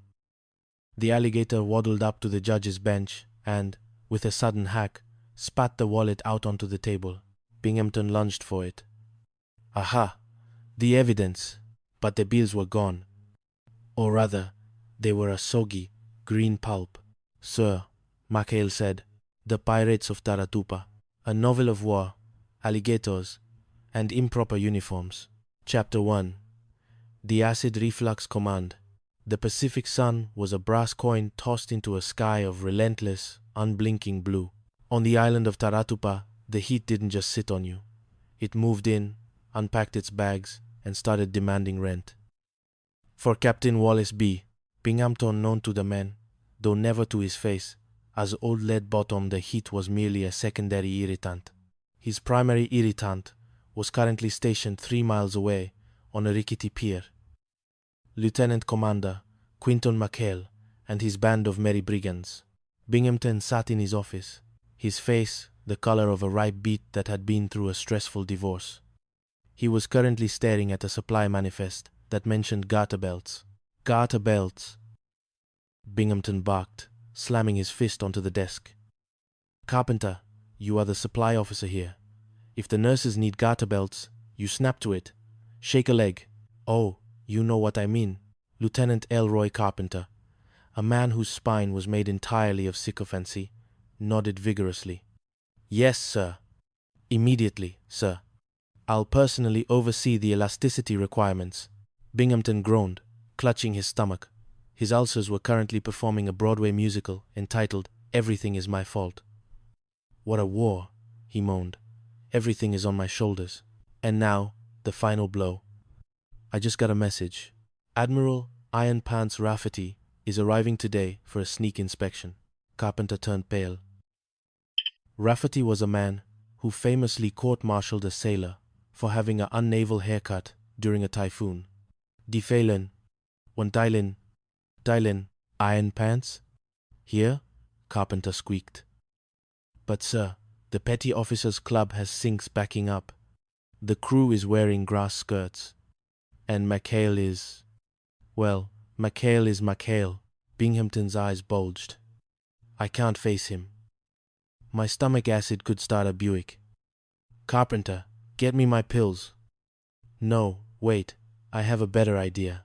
A brilliant, strategic, military maneuver. He leaned back, a devious glint replacing the panic. And who better to face the wrath of Iron Pants Rafferty than the man I want out of my navy anyway? Not Julian, not Nini. Carpenter guessed, McHale. Binghamton shouted, with McHale and his cutthroats in charge, they'll run wild. They'll turn this base into a circus right in front of the Admiral. They'll destroy themselves. It's brilliant. Absolutely brilliant, sir. Carpenter agreed, though he secretly wondered if he'd have to share a cell with the captain later. Quick, call the medic. Tell them I'm dying. I look sick, don't I? Binghamton began to moan, clutching his gut with theatrical fervor. Oh, the agony, the humanitarian crisis in my intestines. Chapter 2. The Coronation of the Scoundrel. When McHale arrived at the infirmary, he found Binghamton draped across a cot like a wilted lily. Beside him, Parker, McHale's earnest but perpetually confused ensign, was hovering with a look of extreme concern. Oh, hi, Captain, McHale said, his voice carrying the relaxed lilt of a man who hadn't worn a tie in 3 months. What's wrong, sir? Oh, McHale. Parker's chest puffed out. Well, I understand, sir. You can rest assured that Lieutenant Carpenter and I will. Carpenter? Binghamton interrupted, momentarily losing his dying voice. No, he's a boob. I'm appointing you, McHale. You're the acting base commander. McHale blinked. Me? Sir, you must be kidding. Take a look at me. I'm a saltwater skipper. I'd be no good behind a desk. And, Parker added, I'm appointing Parker here as acting executive officer. Oh boy, did you hear that, Skipper? Parker beamed. Thanks, Captain. You'll never regret this. I know, Binghamton whispered, a predatory smile hidden by his pillow. Now get out. Take command this minute. That's an order. As the PT-73 crew moved into the main office, the transition was unconventional. Within an hour, the captain's mahogany desk was covered in poker chips. A tray of peanut butter sandwiches and several unauthorized garter belts that Gruber had sourced from a mysterious contact. Skipper, Gruber said, leaning against the filing cabinet. The boys want to know if they can throw a little shindig. A bit of action to rake in some dough. McHale, feet on the desk, waved a hand. As far as I'm concerned, full speed ahead. Tell the boys the orders are. All ahead full. Meanwhile, at the docks, the shindig began. It involved hula girls, a grass-roofed bar, and enough moonshine to fuel a small fleet. Gruber was in his element. Step right up. Wiggle your blues away. Come dance with the hula hotshots. Little did they know, Admiral Iron Pants Rafferty's plane had just touched down. Chapter 3. The Sultan and the Princesses. The Rafferty inspection was a disaster of legendary proportions. But Mahal, through a series of frantic cover-ups involving hiding hula girls in air raid shelters, somehow managed to survive. However, peace was a foreign concept on Taratupa. A week later, Binghamton was back in power, his eyebrows singed from a mishap involving the PT-73's exhaust. He was currently hosting a visitor of extreme geopolitical importance, the Sultan of Marami. The Sultan arrived with 3 daughters, princesses of such beauty that the PT-73 crew nearly fell off the pier. Binghamton, desperate to make a good impression, warned McHale. "One slip-up, one wow out of your men, and I'll have you all in the brig for the duration." The Sultan, a man of refined tastes, was charmed by the PT-73 boat ride. "Interesting craft, Commander," he remarked to McHale. "The important thing is control." "Exactly, Your Highness," McHale said, side-eyeing Parker, who was currently trying to bow and saluting his own ear by mistake. But the real trouble began when Virgil, the crew's resident romantic, decided to take Princess Siri on an unauthorized moonlight cruise. "Virgil, you're under arrest," Parker screamed when he found the boat missing. "I'm in command here." "Sort of." Back at the Sultan's dinner, Binghamton was trying to ignore the fact that one of the princesses at the table looked suspiciously like Gruber in a wig and a veil. "Greetings, Your Highness," Binghamton said, sweating. "My honor guard is ready. Your daughters will dance for us?" The daughters began to dance. It was less of a royal ballet and more of a rhythmic twitching. "Stop," Binghamton finally shrieked, pointing at a dancer. You phony Balinese bunny, you're under arrest." He ripped off the veil to reveal not Gruber, but an actually offended royal princess. "Captain," the Sultan roared, "your unpardonable behavior will be reported to the State Department. I will raid your Washington." "Stupid infidel," the Sultan added, storming out. Binghamton stood alone in the dining hall, clutching a silk scarf. "Why me?" he whispered to the empty room. "Why is it always me?" Chapter 4. The Legend of Sydney the Alligator. To punish the crew for the Sultan debacle, Binghamton set a trap. He used Ensign Carpenter's back pay $900 in crisp $100 bills as bait. He placed his wallet in a conspicuous spot on the beach, waiting for the pirates to swipe it. When they pocket the money, wham! Binghamton chortled. "Brig time." But the Pacific has a way of interfering with even the best-laid traps.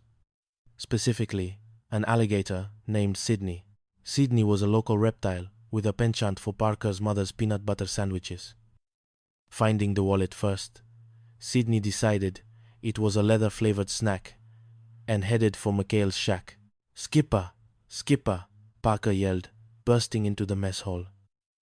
"What?" McHale jumped up. "He's got a wallet in his mouth." "ID card says Captain Wallace Binghamton. All that's left is the leather." The crew cheered. Hip, hip, hooray for Sydney. But Binghamton was very much alive and very much enraged. He stormed into the shack. "You're all under arrest for the theft of $900. "But sir," McHale protested.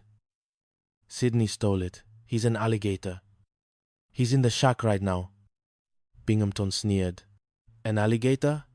Is that a code name for McHale? I'm taking you to a court-martial." The courtroom was a scene of peak absurdity. Parker, acting as his own defense attorney, argued with passion. "I demand a mistrial on the grounds of temporary insanity." Parker shouted. "The alligator who stole the wallet was crazy about my mother's peanut butter." "Order!" the judge yelled. "Binghamton, proceed." "I intend to prove," Binghamton began, "that this deceitful ball of—" "I object," Parker interrupted. "He's on my foot." Suddenly, the door swung open. "Exhibit A for the defense," McHale announced. "This is not my wallet," Binghamton screamed. They planted a phony wallet on a poor, unsuspecting alligator just to confuse the court. "Wait, sir," McHale said, opening the wallet carefully. "Look here, your initials, W, B. And here's the $900. Carpenter, are these your marked bills?" Carpenter, seeing the money, forgot the plan. "Oh, I'm absolutely certain, sir. When Captain Binghamton set this trap to frame you, he marked my pay." He stopped, realizing his mistake. Binghamton's face went through 3 shades of purple. The judge slammed the gavel. charges dismissed. And Captain, I'll see you in my chambers regarding the framing of an officer and a reptile. Chapter 5. The Haunted PT-73. The feud escalated. Binghamton, convinced the crew was jinxed, tried to change the 73's number to PT-13. A legendary ghost boat. If they think the boat is jinxed, they'll all put in for transfers, Binghamton told Carpenter. We'll be rid of them forever. To sell the ruse, he faked a historical report about the PT-13 losing 2 crews to mysterious explosions. The crew, being sailors and therefore naturally superstitious, fell for it hook, line, and sinker. We're living on borrowed time, Virgil wailed. The whammy is on us, but Makel wasn't about to lose his boat. He decided to outghost the captain. That night, while Binghamton was sleeping, the crew crept onto the base. They used pulleys, phosphorescent paint, and recorded sound effects. Binghamton woke to a chilling sound. Ho! Ho! Ho! Who's making those ridiculous noises? He yelled.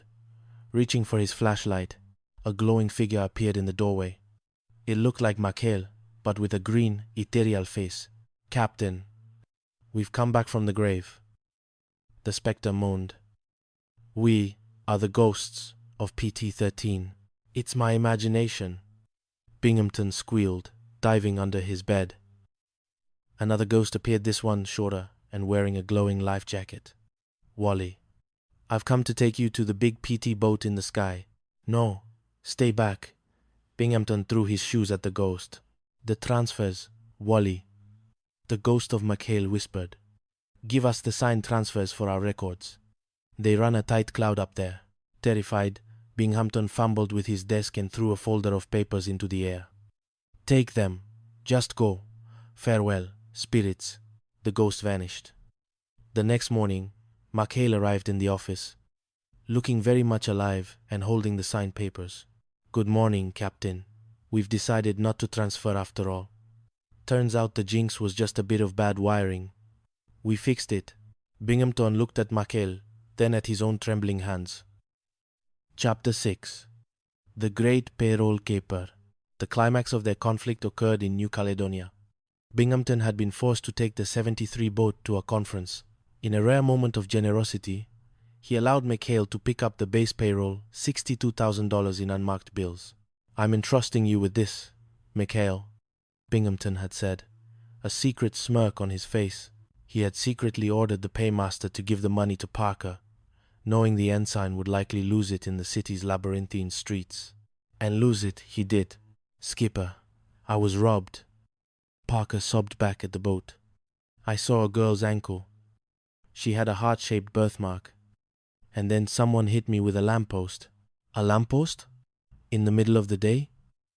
McHale sighed. All right, pirates.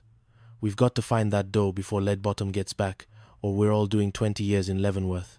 The search for the uncle with the heart led them through the gambling dens and bistros of New Caledonia. Gruber used his table-flipping technique to check for hidden serial numbers, while the rest of the crew scanned every female leg in the city. Pardon me, Madame, McHale said to a socialite. I have reason to believe this table belongs to the Navy. I must check the legs. They finally spotted the culprit, a shifty man in a grey suit, carrying a canvas bag, ducking into an old fortress. He's stashing it in that antique cannon, Parker yelled. Just then, Binghamton appeared. Aha, I've got you. Where is the payroll, McHale? Sir, there's been a slight complication, McHale started. Suddenly, a Japanese Zero, a straggler from a carrier raid, appeared in the sky, diving toward the fortress. Take cover, Binghamton screamed. The Zero began its strafing run. Parker, in a moment of sheer, unadulterated panic, ran to the antique cannon. Chuck, get down, McHale yelled. That thing doesn't work. Yes, it does. Parker screamed, fumbling for his lighter. I saw a fuse. He lit the fuse. The cannon roared not with a cannonball, but with a literal explosion of currency. $62,000 rained down over the fortress like green snow. Binghamton stood in the middle of the clearing. his mouth open as $100 bill drifted onto his nose. What is this? Binghamton stammered. There's your money, Captain. McHale shouted, gathering the bills. Parker just shot the payroll into a safe recovery zone. It's a new Navy tactical maneuver. Binghamton began to count. 1, 2, 3, 40, 2,000.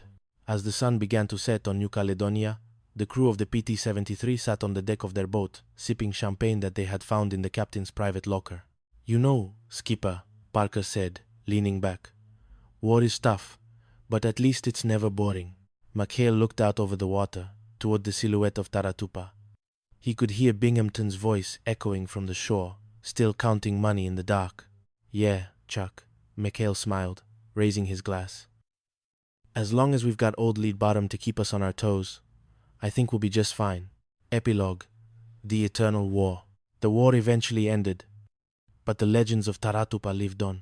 They said that in the quiet of the Pacific night, you could still hear the ghost of a captain screaming about garter belts and the distant laughter of a crew that refused to follow the rules. Binghamton eventually got his admiral's stars, mostly so the Navy could move him to an office in Washington where he couldn't do any more damage. McHale returned to the civilian world, where he ran a very successful and slightly mysterious shipping company.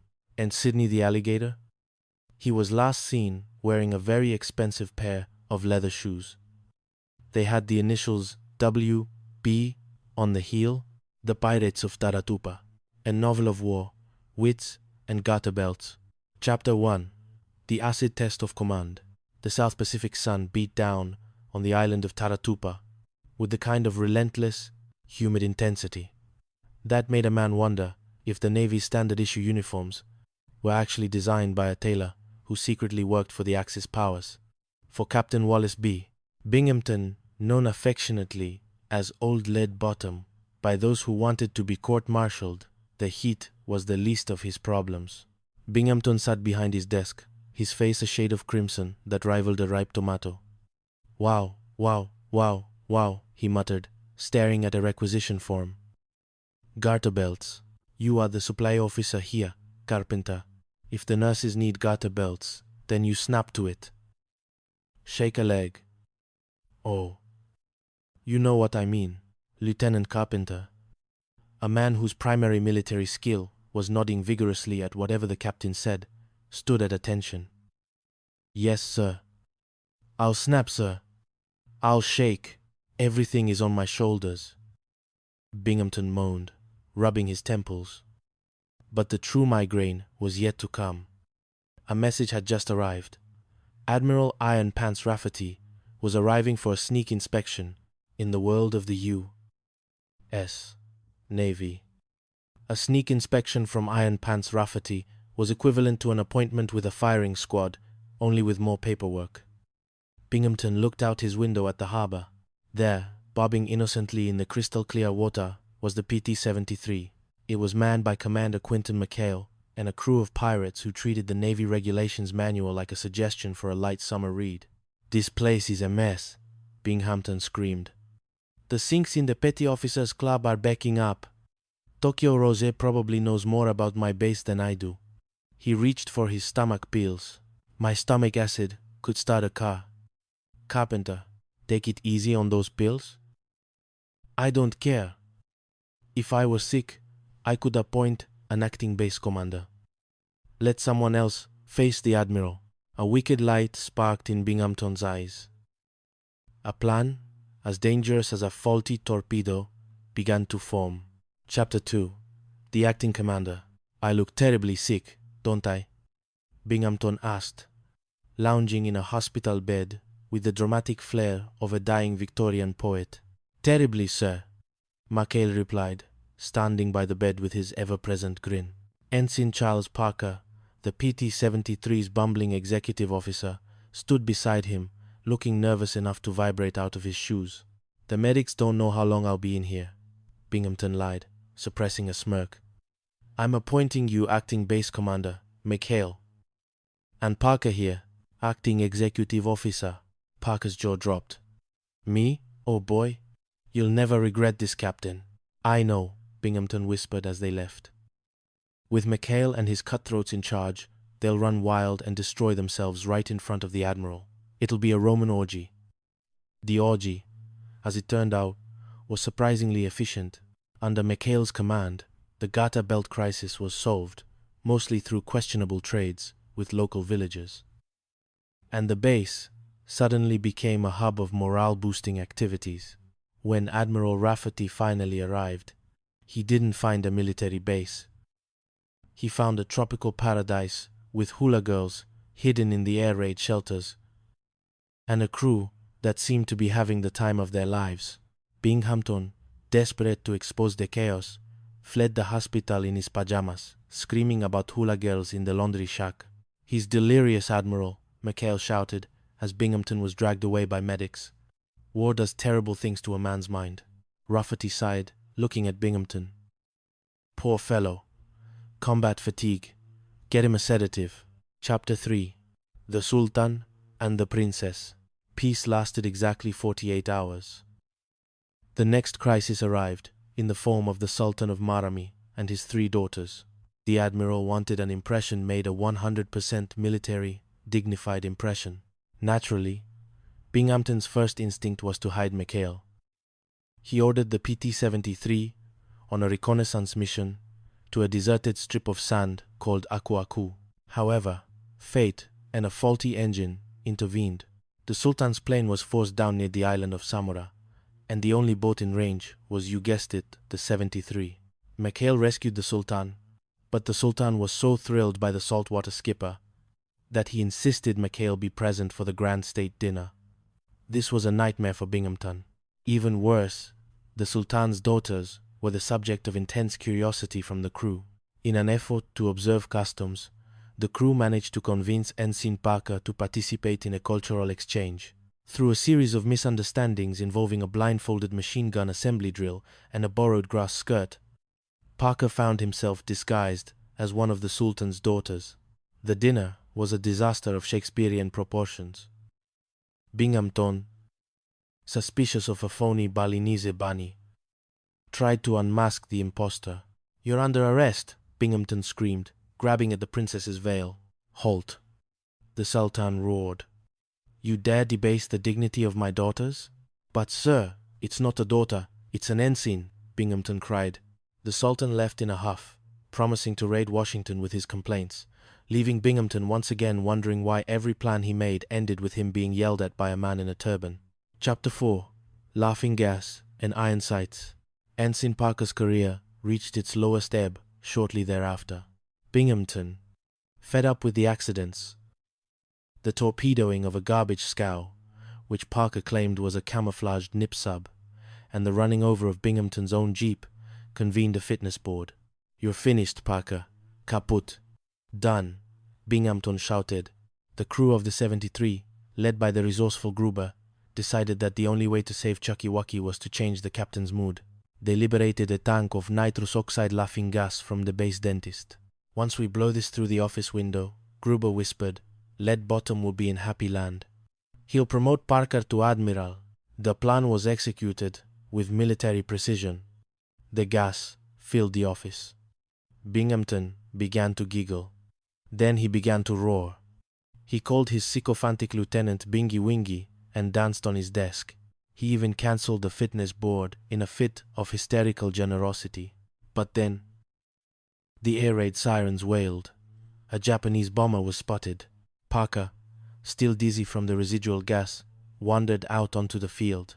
He stood in the middle of the runway, laughing in the face of death, and fired a single shot from a machine gun he wasn't even aiming. Boom! The bomber went down in flames. When Admiral Shoemaker arrived for the hearing, he found Parker standing triumphantly over the wreckage. Anyone who would stand laughing in the face of death like that, the Admiral declared, was born to be a combat officer. "Cancel the hearing. This man is a hero." Binghamton, finally coming down from the gas, could only stare in horror. "Why me?" he whimpered. "Why is it always me?" Chapter 5. Sydney, the witness for the defense. The rivalry turned legal when Binghamton tried to trap the crew using a wallet full of marked $100 bills. He dropped the wallet in a strategic location, waiting for one of the pirates to snatch it. Instead, The wallet was snatched by Sydney, a local alligator that the crew had befriended with peanut butter sandwiches. McHale stole it, Binghamton accused at the court-martial. I found his ID card in the vicinity. I object, Parker cried, acting as his own defense attorney. The alligator did it. Sydney is the perpetrator. The courtroom erupted in laughter, but McHale and the boys actually managed to lure Sydney into the courtroom using a special teriyaki peanut butter lure. Exhibit A, McHale shouted as the alligator waddled in, the wallet still firmly clamped in its jaws. Sydney, perhaps offended by Binghamton's tone, refused to give the wallet to the captain. He would only release it to Parker. When the wallet was opened, the marked bills were found, along with a note proving Binghamton had set a trap. A trap? The judge advocate barked. Captain Binghamton, trying to frame a heroic officer using a defenseless alligator? Case dismissed. Chapter 6. The Ghost of PT-13. Psychological warfare was the next weapon in the arsenal. Binghamton, in an effort to scare the crew into transfers, discovered a report claiming that the PT-73 was actually the jinxed PT-13, a boat with a history of exploding gas tanks and disappearing crews. He painted a large 13 on the hull while the crew slept. "We're ghosts," Parker screamed when he saw the number. "We're living on borrowed time." The crew began to see omens everywhere. But McHale quickly realized it was a Binghamton scam. They decided to play along. One night, while the captain was trying to sleep, the crew staged a haunting. They used wires, phosphorescent paint, and recorded moans to convince Binghamton that the spirits of the dead PT-13 crew had come back for their commander. The transfers, Wally. A terrified Binghamton handed over the signed transfer papers to what he thought was a ghost. Actually, Gruber in a bedsheet. The next morning, McHale used the papers as leverage to get their old number back. "Blackmail," Binghamton yelled. "No, sir." McHale smiled. "Just a little spiritual intervention." Chapter 7. The Great Payroll Heist. The final showdown took place in New Caledonia. The base payroll, $62,000, in small, unmarked bills, needed to be transported. Binghamton, still hoping for a disaster, assigned the task to Parker. "Take the shortcut," Binghamton encouraged. "Past the gambling casino." Right before the racetrack, Parker, being Parker, was promptly distracted by a girl with a birthmark on her right ankle. He woke up with a lump on his head and a missing bag of cash. The crew went on a frantic hunt across Noumea. They checked every ankle in every cafe, looking for the girl with the heart-shaped birthmark. "It's greenish-red," Parker insisted, "or maybe bluish-blonde." They eventually tracked the thieves to a local warehouse. A firefight ensued, but the thieves had hidden the money in an old, ornamental cannon. When the crew tried to rescue the captain from a Japanese Zero attack using the same cannon, they accidentally fired. The cannon didn't fire a ball, it fired a cloud of green. "It's manna from heaven," Gruber shouted as $20 bills rained down on the harbor. Binghamton stood there, covered in the base payroll, as the crew frantically began to scoop up the money. 42,365. 42,366. McHale counted, handing the soggy bills back to the captain. "It's all here, sir." "Mostly." Binghamton looked at his crew, then at the money, then at the horizon. He realized that as long as he was on Taratupa, he would never win. But as he watched Sydney the alligator swim by with a soggy sandwich, he couldn't help but sigh. "Wow, wow, wow, wow," he whispered. "What a war." Epilogue. The war in the Pacific would eventually end, but the legend of Taratupa lived on. McHale and the boys returned to civilian life, probably running a very successful and slightly illegal charter boat business. Parker finally got his eyesight checked. And Captain Binghamton? Some say he's still counting garter belts in his sleep, dreaming of the day he finally traps that pirate McHale. But on the island of Taratupa, if you listen closely to the wind in the palms, you can still hear the faint sound of laughing gas, the revving of a PT boat engine, and a very frustrated man screaming. M-Shale, M-Shale, M-Shale, the chaos of Taratupa. The Chronicles of PT-73. Chapter 1. The Sickness of Command. The sun over Taratupa was not a benevolent celestial body. It was a localized, personal grudge held by the universe against Captain Wallace B. Binghamton, known to his men though never to his face as Old Lead Bottom. The captain sat in his office, his stomach acid currently capable of etching glass. Wow, wow, wow, wow, Binghamton muttered, staring at a requisition form that seemed to have been written in a fever dream. Garter belts.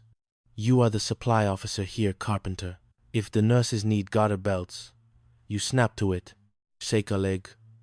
Oh, you know what I mean. Lieutenant Elroy Carpenter, a man whose spine was made primarily of jelly, and whose primary function was to vibrate with anxiety in the captain's presence, nodded vigorously. Yes, sir. Shaking a leg, sir. But garter belts were the least of Binghamton's problems. He had just received word that Admiral Iron Pants Rafferty was arriving for a sneak inspection. Rafferty was a man who could find a dust mote in a hurricane and would likely court-martial the wind for it. Do you realize what a mess this place is in? Binghamton shrieked as the phone rang. He snatched it up. Hello? Yes, this is Captain Binghamton. Who did you expect? Tokyo Rose? The sinks are backing up in the Petty Officers Club? I'm the commanding officer, not a plumber. He slammed the phone down and clutched his stomach. A dark, brilliant, and utterly cowardly thought began to form in his acid-churned brain. If he were sick, truly, medically incapacitated, he couldn't be held responsible for the state of the base. He could appoint an acting commander to take the heat from Iron Pants Rafferty. Carpenter, Binghamton whispered, a predatory glint in his eye. I feel terribly ill. Call the medic. On the double. The plan was simple. Appoint Quentin Macaulay as acting base commander. Macaulay and his cutthroats from PT-73 were the bane of Binghamton's existence. If they were in charge, they would surely run wild, destroy the base, and get themselves court-martialed right in front of the Admiral. It was a win-win. When Macaulay arrived, he found Binghamton draped across his desk like a dying Victorian heroine. Oh, Macaulay, the captain groaned. I'm in bad shape. I have to appoint an acting base commander. I was thinking Carpenter, but he's a boob. Yes, sir, Carpenter agreed reflexively. I am a boob, so, Macaulay, it's you, and Parker here will be your executive officer. Ensign Charles Parker, a man who once accidentally torpedoed a garbage scow because he thought it was a camouflaged Japanese sub, beamed with pride. Thanks, Captain. You'll never regret this. Sanderi, I know. Binghamton smirked into his pillow. Chapter 2. The Sultan and the Masquerade. Life under Commander Macaulay and Executive Officer Parker was exactly what Binghamton expected. A logistical circus. Within hours, Parker had managed to authorize a building project for the Seabees right in the middle of a rifle range, and the base was suddenly flooded with garter belts that had been misrouted from a warehouse in Australia. While Macaulay tried to manage the madness, a new complication arrived. The Sultan of Marami was visiting, along with his 3 daughters. The Admiral wanted an impression made a 100% order kind of impression. Binghamton, recovered enough from his illness to want the credit for the Sultan's visit, tried to push Mackay's crew out of the way. He sent them on a recon mission to a deserted strip of sand called Aku Aku. However, fate, or rather, the Sultan's engine trouble, brought the royal party directly to PT-73. Greetings, Your Highness, Macaulay said, welcoming the Sultan onto the scruffy PT boat. The Sultan was impressed by the saltwater skipper and his crew, but he was protective of his daughters. The next man who dares to debase the dignity of the princesses will answer to me, he declared. The crew of PT-73, ever the opportunists, decided to throw a party. They didn't just throw a party. They threw a wingding involving hula girls, illegal stills, and a level of noise that could be heard in Tokyo. Binghamton, desperate to catch Macaulay in the act, heard the music. He rushed to the air raid shelter, where he was certain the orgy was taking place. Admiral, Binghamton cried, dragging Iron Pants Rafferty toward the shelter. You won't believe what's going on. Hula girls, in the shelter, right now. But Mackay's men were faster. By the time the Admiral opened the door, the hula girls were gone. Instead, they found Ensign Parker leading a fire drill with such intensity that the Admiral was actually impressed. "Captain," Rafferty barked at Binghamton, "I think you're suffering from combat fatigue. Hallucinations of hula girls? Get back to the hospital." "That's an order!" Binghamton was led away, screaming about phonies and Balinese bunnies, while McHale and the Sultan shared a quiet, triumphant toast on the deck of the 73. Chapter 3. Laughing Gas and Lucky Shots. The tension between the captain's office and the PT-73 dock reached a breaking point when Binghamton decided to convene a fitness board to finally break Ensign Parker. He was convinced Parker was a menace to the Navy, citing the time he torpedoed the garbage scow.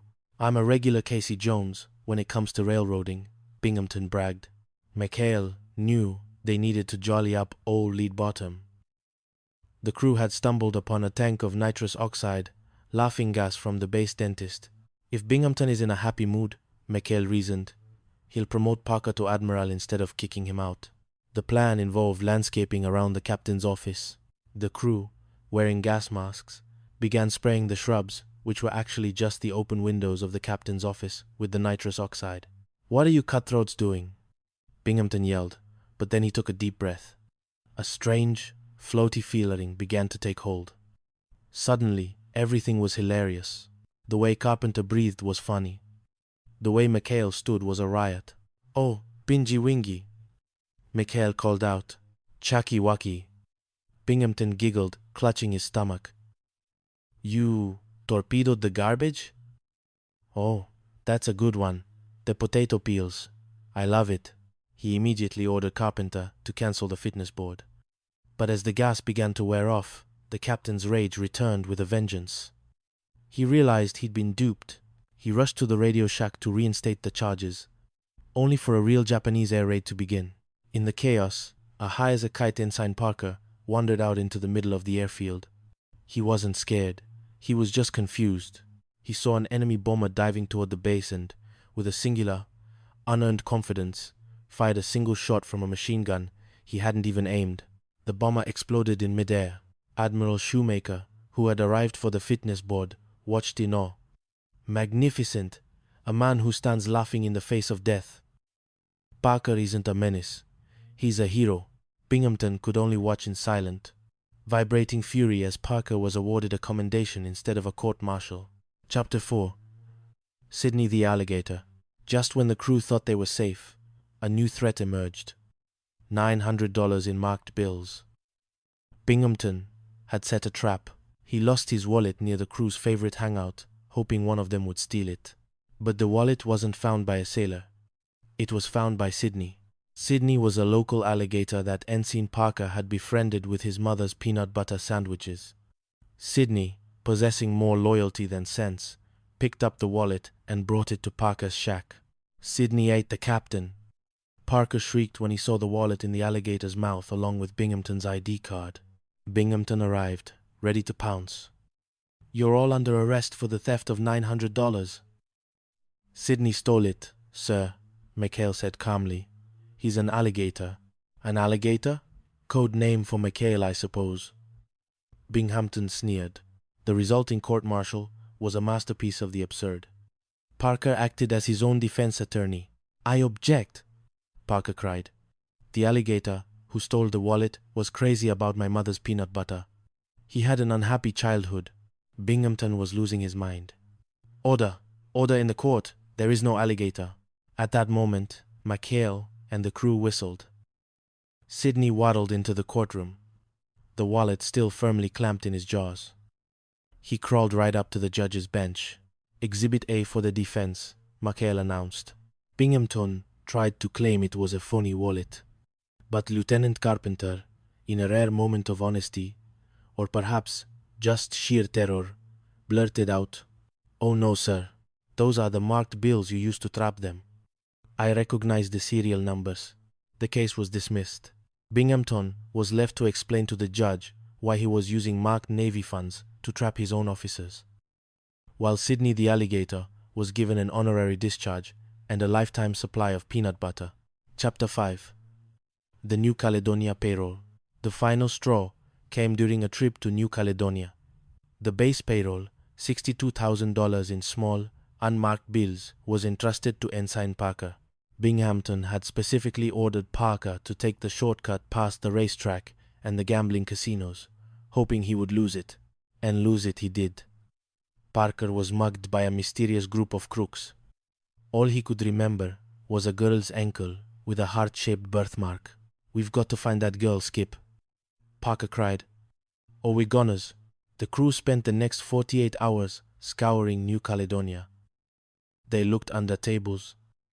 They inspected the legs of every woman in town. And they nearly got arrested by the local gendarmes. Binghamton was delighted. "They've absconded. They've run off with the payroll. I'll have them dead or alive." The climax occurred near an old French fort. McHale's crew spotted the muggers hiding out.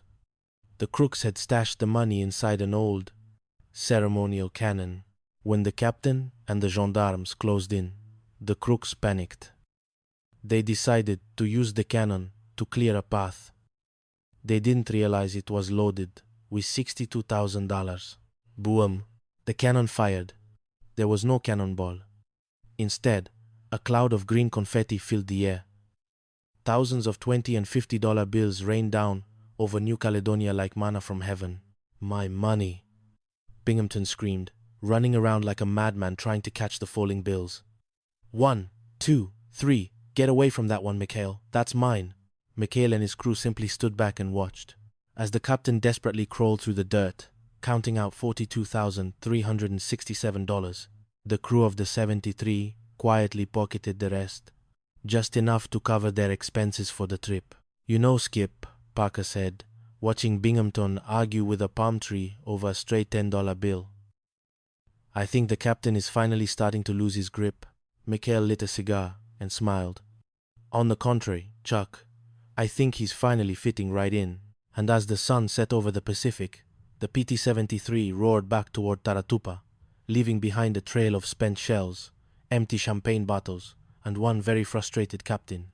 The end. The madness of Taratupa. A war of nerves and gutter belts. Chapter 1. The Acid Test. The sun beat down on the island of Taratupa with a kind of relentless, humid intensity that made the Pacific theater of World War II feel less like a heroic struggle for democracy and more like a long-term commitment to a Turkish bath. In the center of this sweltering outpost sat the office of Captain Wallace B. Binghamton, a man whose blood pressure was currently higher than the altitude of a Japanese Zero. "Garter belts!" Binghamton roared, his voice echoing off the corrugated tin walls. He glared at his supply officer, who looked like he wanted to crawl into a torpedo tube. "You are the supply officer here. If the nurses need garter belts, you snap to it. Shake a leg." "Oh, you know what I mean." Binghamton slumped back into his chair, clutching a bottle of white pills that were the only thing standing between him and a total nervous collapse. "Everything is on my shoulders," he whimpered. "What a war." The door creaked open, and Lieutenant Carpenter, Binghamton's ever-present shadow and professional yes-man, hurried in. "Sir, I just got a message from a pal of mine at Comfleet. Admiral Rafferty is arriving today on a sneak inspection." Binghamton's face went from an angry beet red to a sickly, pale custard. "Iron Pants Rafferty? Coming here? Now?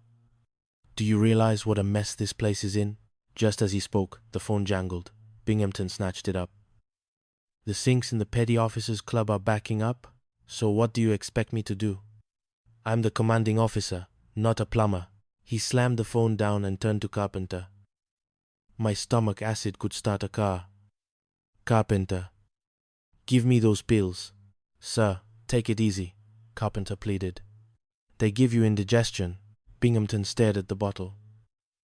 "Then someone else would have to face the Admiral. I could appoint an acting base commander." Carpenter nodded vigorously. "Absolutely brilliant, sir. You could pick someone. Reliable?" "Not Julian," Binghamton sneered, his smile turning predatory. "McHale. With McHale and his gang of cutthroats in charge of Taratupa, they'll run wild. They'll destroy themselves right in front of the Admiral. I'll look like a saint who was simply too ill to control his degenerate subordinates." Binghamton suddenly collapsed into a theatrical groan. "Carpenter, I'm fading. I'm going to faint. Catch me. Carpenter, being Carpenter, stood perfectly still. Binghamton hit the floor with a thud that shook the office. Sir, you didn't say to catch you, Carpenter cried. You stupid numbskull, Binghamton hissed from the floor. Call the medic. Quickly. Tell them Captain Binghamton is not well. On the double, Chapter 2. Acting Commander Chaos. Commander Quinton McHale entered the hospital ward with the relaxed gait of a man who had never met a regulation he couldn't bend. Beside him stood Ensign Charles Parker, a man whose uniform always seemed to be 2 sizes too small for his anxiety. Oh, hi, Captain, McHale said, leaning over the dying Binghamton. What's wrong, sir? Binghamton groaned, his eyes rolling back. Oh, McHale, I don't know. Bad shape, terrible shape. I'm appointing you, acting base commander. McHale blinked. Me? Oh, come on, Captain. You must be kidding. Take a look at me. Do I look like a base commander? Parker chimed in nervously. He's got you there, Wally. I mean, sir, I wouldn't ask you to do it without help, Binghamton wheezed. I'm appointing Parker here as acting executive officer. Parker's jaw dropped. Oh, boy. Did you hear that, Skipper? Thanks, Captain. You'll never regret this. I know, Binghamton muttered, a dark smirk hidden by his oxygen mask. Now out. Go to my office. Take command this minute. The moment the door closed, Mahal and Parker were thrust into a world of logistical nightmares. Within 10 minutes, Mahale was on the phone, juggling 3 different crises. Yes, Mom, we found the garter belts, McHale shouted into the receiver. I'll have them sent over right away. Get those to the nurses' quarters. Parker was on another line. Executive Officer Parker here. What? The Seabees are building the air raid shelter. In the middle of the rifle range? Well, tell them to keep their heads down. While McHale and Parker were drowning in paperwork, the crew of PT-73 was taking the news of their leader's promotion with characteristic restraint by planning a massive party. The skipper said all ahead full. Gruber shouted to the men. That means the party is on. Open up shop. Bring in the hula girls. A regular Roman orgy broke out on the island. Hula dancers, music, and contraband booze filled the air, but the festivities were cut short when a lookout spotted a plane. Iron Pants Rafferty. He's landing. McHale sprinted to the scene, his face pale. The party's over. Move this stuff. Fast. Chuck, get those girls into the air raid shelter. I'll steer the Admiral clear. Chapter 3. The Admiral and the Closet. Admiral Rafferty stepped off his plane, looking like he had been carved out of granite. He was greeted by McHale and a sweating, twitching Ensign Parker. Welcome to Taratupa, sir, McHale said, saluting so hard he nearly poked his own eye out. Acting Base Commander McHale at your service. Rafferty narrowed his eyes. I heard Binghamton was in the hospital. I'll pay my respects first, then the inspection. They marched to the hospital, where Binghamton lay in wait, ready to spring his trap. Admiral, Binghamton gasped as Rafferty entered. You won't believe what's going on there while I'm incapacitated. McHale tried to intervene. He's delirious, sir. I'll get a doctor. Don't you try to weasel out of this, Binghamton shouted, sitting bolt upright. He's got hula girls in the shelter, right now. Rafferty looked at McHale, then back at Binghamton. He's having hallucinations, sir, McHale said calmly. The strain of command. Suddenly, a door in the hospital room, a storage closet, creaked open. Out stepped a nurse in a bathing suit, followed by a confused hula dancer who had gotten lost during the evacuation. Rafferty froze. Binghamton pointed a shaking finger. See, I told you. He's sneaking women into my closet. Binghamton, Rafferty said, his voice like cold steel. You're in a hospital bed, wearing a seaman's uniform for some reason, and screaming about hula girls in closets. You are clearly suffering from combat fatigue. McHale, get this man a sedative. Binghamton's jaw hit the floor. His trap had snapped shut, but he was the one inside it. Chapter 4. The Sultan's Disguise. Peace did not last long on Taratupa. I've received a call from the Admiral, Binghamton told McHale. we are to expect a visit from the Sultan of Marami and his 3 daughters. We must make a 100% impression. 100% to ensure the crew of PT-73 didn't ruin things. Binghamton ordered them on a recon mission to a deserted island. But Fate and Admiral Rogers had other plans. Fate, McHale's boat was the only one in the area when the Sultan's plane had engine trouble. McHale rescued the Sultan, a regal man named Karim, and his 3 daughters. Wowie, wow, wow, Gruber whispered as the princesses stepped onto the boat. The next man who dares to debase the dignity of the princesses will answer to me. The Sultan roared. Back at the base, Binghamton threw a grand dinner for the Sultan. But there was a problem. One of the princesses, Siri, had snuck away with Ensign Parker for a boat ride, and they were stranded. If the Sultan finds out one of his daughters is missing, McHale whispered to the crew, we're all dead. I got an idea, Gruber said. We'll dress up as a princess.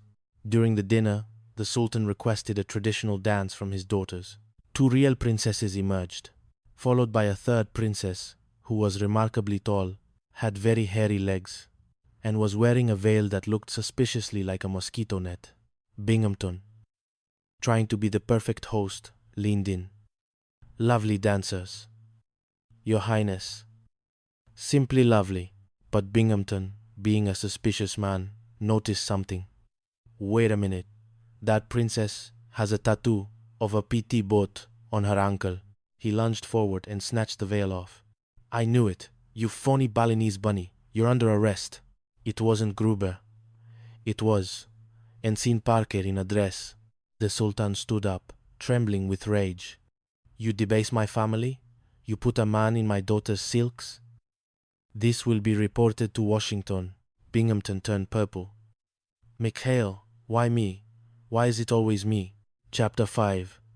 Sidney, the witness. The heat seemed to be getting to everyone. Parker had been accused of stealing Binghamton's wallet, which contained $900 in back pay. The problem was that Parker claimed a thief had taken it, a thief named Sidney. The court-martial was a spectacle. Binghamton acted as prosecutor, judge, and jury. I intend to prove to this court, Binghamton shouted, that this deceitful, thieving ensign stole my wallet. Parker, acting as his own defense, stood up. I object. You can't call Sidney stupid. He may look stupid, but he had an unhappy childhood. An alligator? The admiral presiding over the board asked. You're claiming an alligator stole the wallet? Yes, sir, Parker cried.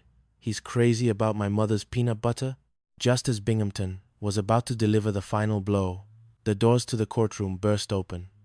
McHale and the crew marched in, leading a 6-foot-long alligator on a leash. The alligator, Sidney, was wearing a sailor cap and had a leather wallet clenched firmly in his teeth. Exhibit A for the defense, McHale announced. The courtroom descended into chaos. Binghamton tried to grab the wallet, but Sidney hissed, snapping his jaws inches from the captain's nose. He's lying, Binghamton screamed. They planted that wallet on a poor, unsuspecting alligator. Sir, Lieutenant Carpenter whispered, that's the wallet we used to trap McHale. The bills are marked with my back pay. The admiral looked at Binghamton. Captain, did you mark your own officers' pay to set a trap for your subordinates? Binghamton looked at the admiral, then at the alligator, then at the smirking McHale. The alligator is a plant. He's a communist. The case was dismissed.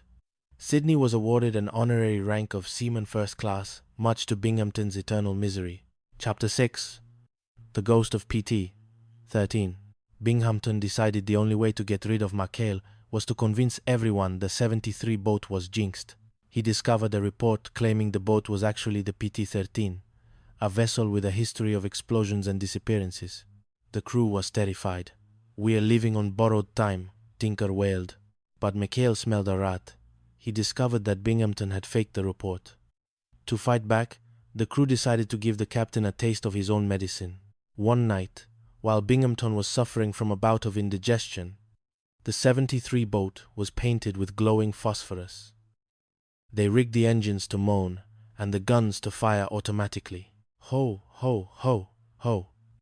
A voice echoed through Binghamton's window. "We are the ghosts of PT-13. We've come back from the grave for you, Captain." Binghamton ran out onto his porch, screaming, "Lights! I need lights! My flashlight! They're coming for me!"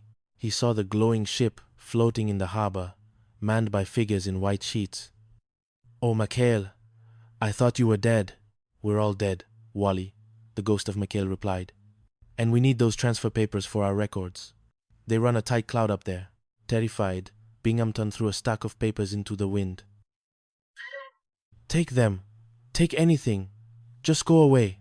The ghosts vanished into the night.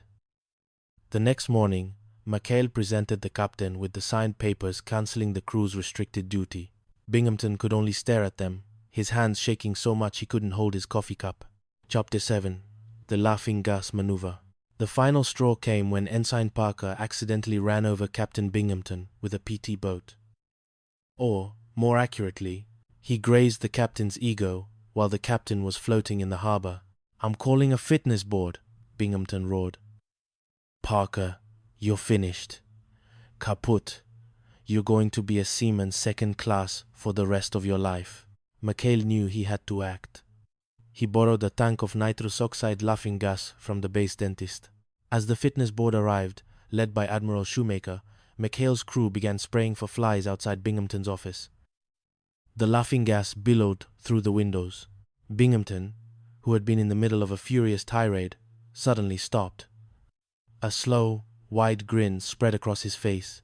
"You know, McHale, that's a real funny story. The one where Parker torpedoed the garbage scow? It's a riot." Admiral Shoemaker entered to find Binghamton, rolling on the floor with McHale, giggling like a schoolgirl. "Captain Binghamton?" the Admiral asked, appalled. "What is the meaning of this?" "Oh, hi, Admiral," Binghamton chirped, pinching the Admiral's cheek. "You're a barrel of fun, you know that? Let's go on sick call together." Just then, an air raid siren sounded. Parker, still under the influence of a small amount of gas, wandered out into the middle of the airfield, laughing in the face of the incoming Japanese planes. He manning a machine gun and, with a series of lucky shots, downed a bomber while whistling a jaunty tune. "Magnificent," the Admiral cried. "That man stands laughing in the face of death. He's a hero." Fitness board cancelled. Binghamton, finally coming down from the gas, realized what had happened. But, he's a boob. He's a total boob." "Captain," the Admiral said, "you're the one who was dancing on the tables. I think we need to talk about your fitness." Chapter 8. The $62,000 Cannon. The war took the crew to New Caledonia for a brief respite. But even on vacation, trouble found them. Parker was tasked with picking up the base payroll's $62,000 in small, unmarked bills. He was ambushed by a group of local thieves. "They took the bag," Parker cried to McHale. "All I saw was a girl's ankle. She had a birthmark, a little brown heart." Binghamton, who had followed them to New Caledonia to spy, was overjoyed. "They've absconded with the payroll. Grand larceny. I've got them now." A desperate chase ensued through the streets of Noumea. McHale and the crew searched every tavern and cafe for a girl with a heart-shaped birthmark. They finally spotted a shifty man in a grey suit, carrying a canvas bag, fleeing toward an old fort. Binghamton and the local police closed in. "You're under arrest, McHale," the captain shouted. "Produce the payroll, or go to the brig." Just as the thieves reached the fort, they stashed the money inside an ancient, decorative cannon. McHale saw it. "Chuck, the cannon, light the fuse." "But skipper, it's a relic." "Light it." The cannon roared, not with a ball, but with a literal cloud of cash. $62,000 rained down over the harbor like green confetti. Binghamton stood in the middle of the money storm, catching bills as they drifted past his face. What? "There's your money, Captain," McHale said, brushing a $20 bill off his shoulder. "Every last cent." Binghamton began to count. 1, 2, 3. As the sun set over New Caledonia, Captain Wallace B. Binghamton stood on the pier, still counting, his voice a frantic whisper against the sound of the waves. McHale and the crew of the 73 saluted not out of respect, but out of a shared understanding that as long as they were on Taratupa, the war was just one big, ridiculous, hula dancing joke. "See you on visiting day, sir," McHale called out as the boat pulled away. Binghamton didn't look up. 42,367. Why me? Why is it always me? The End. The Madness of Taratupa. A novel of nautical nonsense and Pacific piracy. Chapter 1. The Garter Belt Crisis and the Admiral's Ulcer. The humid air of the Taratupa Naval Base was thick enough to chew. But Captain Wallace B. Binghamton, known to his subordinates, though never to his face, as Old Leadbottom, was currently choking on something far more bitter than tropical humidity. He was choking on the sheer, unadulterated incompetence of the human race. Wow, wow, wow, wow. Garter belts, Carpenter, you are the supply officer here. If the nurses need garter belts, you snap to it. You shake a leg, or whatever it is they shake.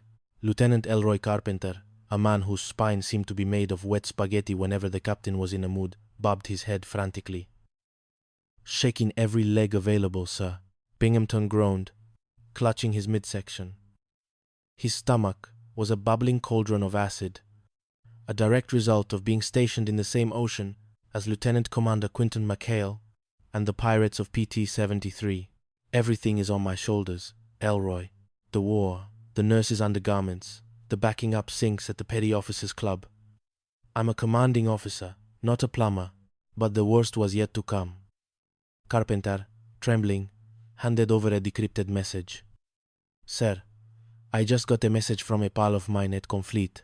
Admiral Iron Pants Rafferty is arriving today for a sneak inspection." Binghamton's eyes bulged. "Iron Pants? Here? Today?" He looked around his office. It was a disaster. The base was a disaster. McHale was likely running a floating casino or a distillery out on the island at this very second.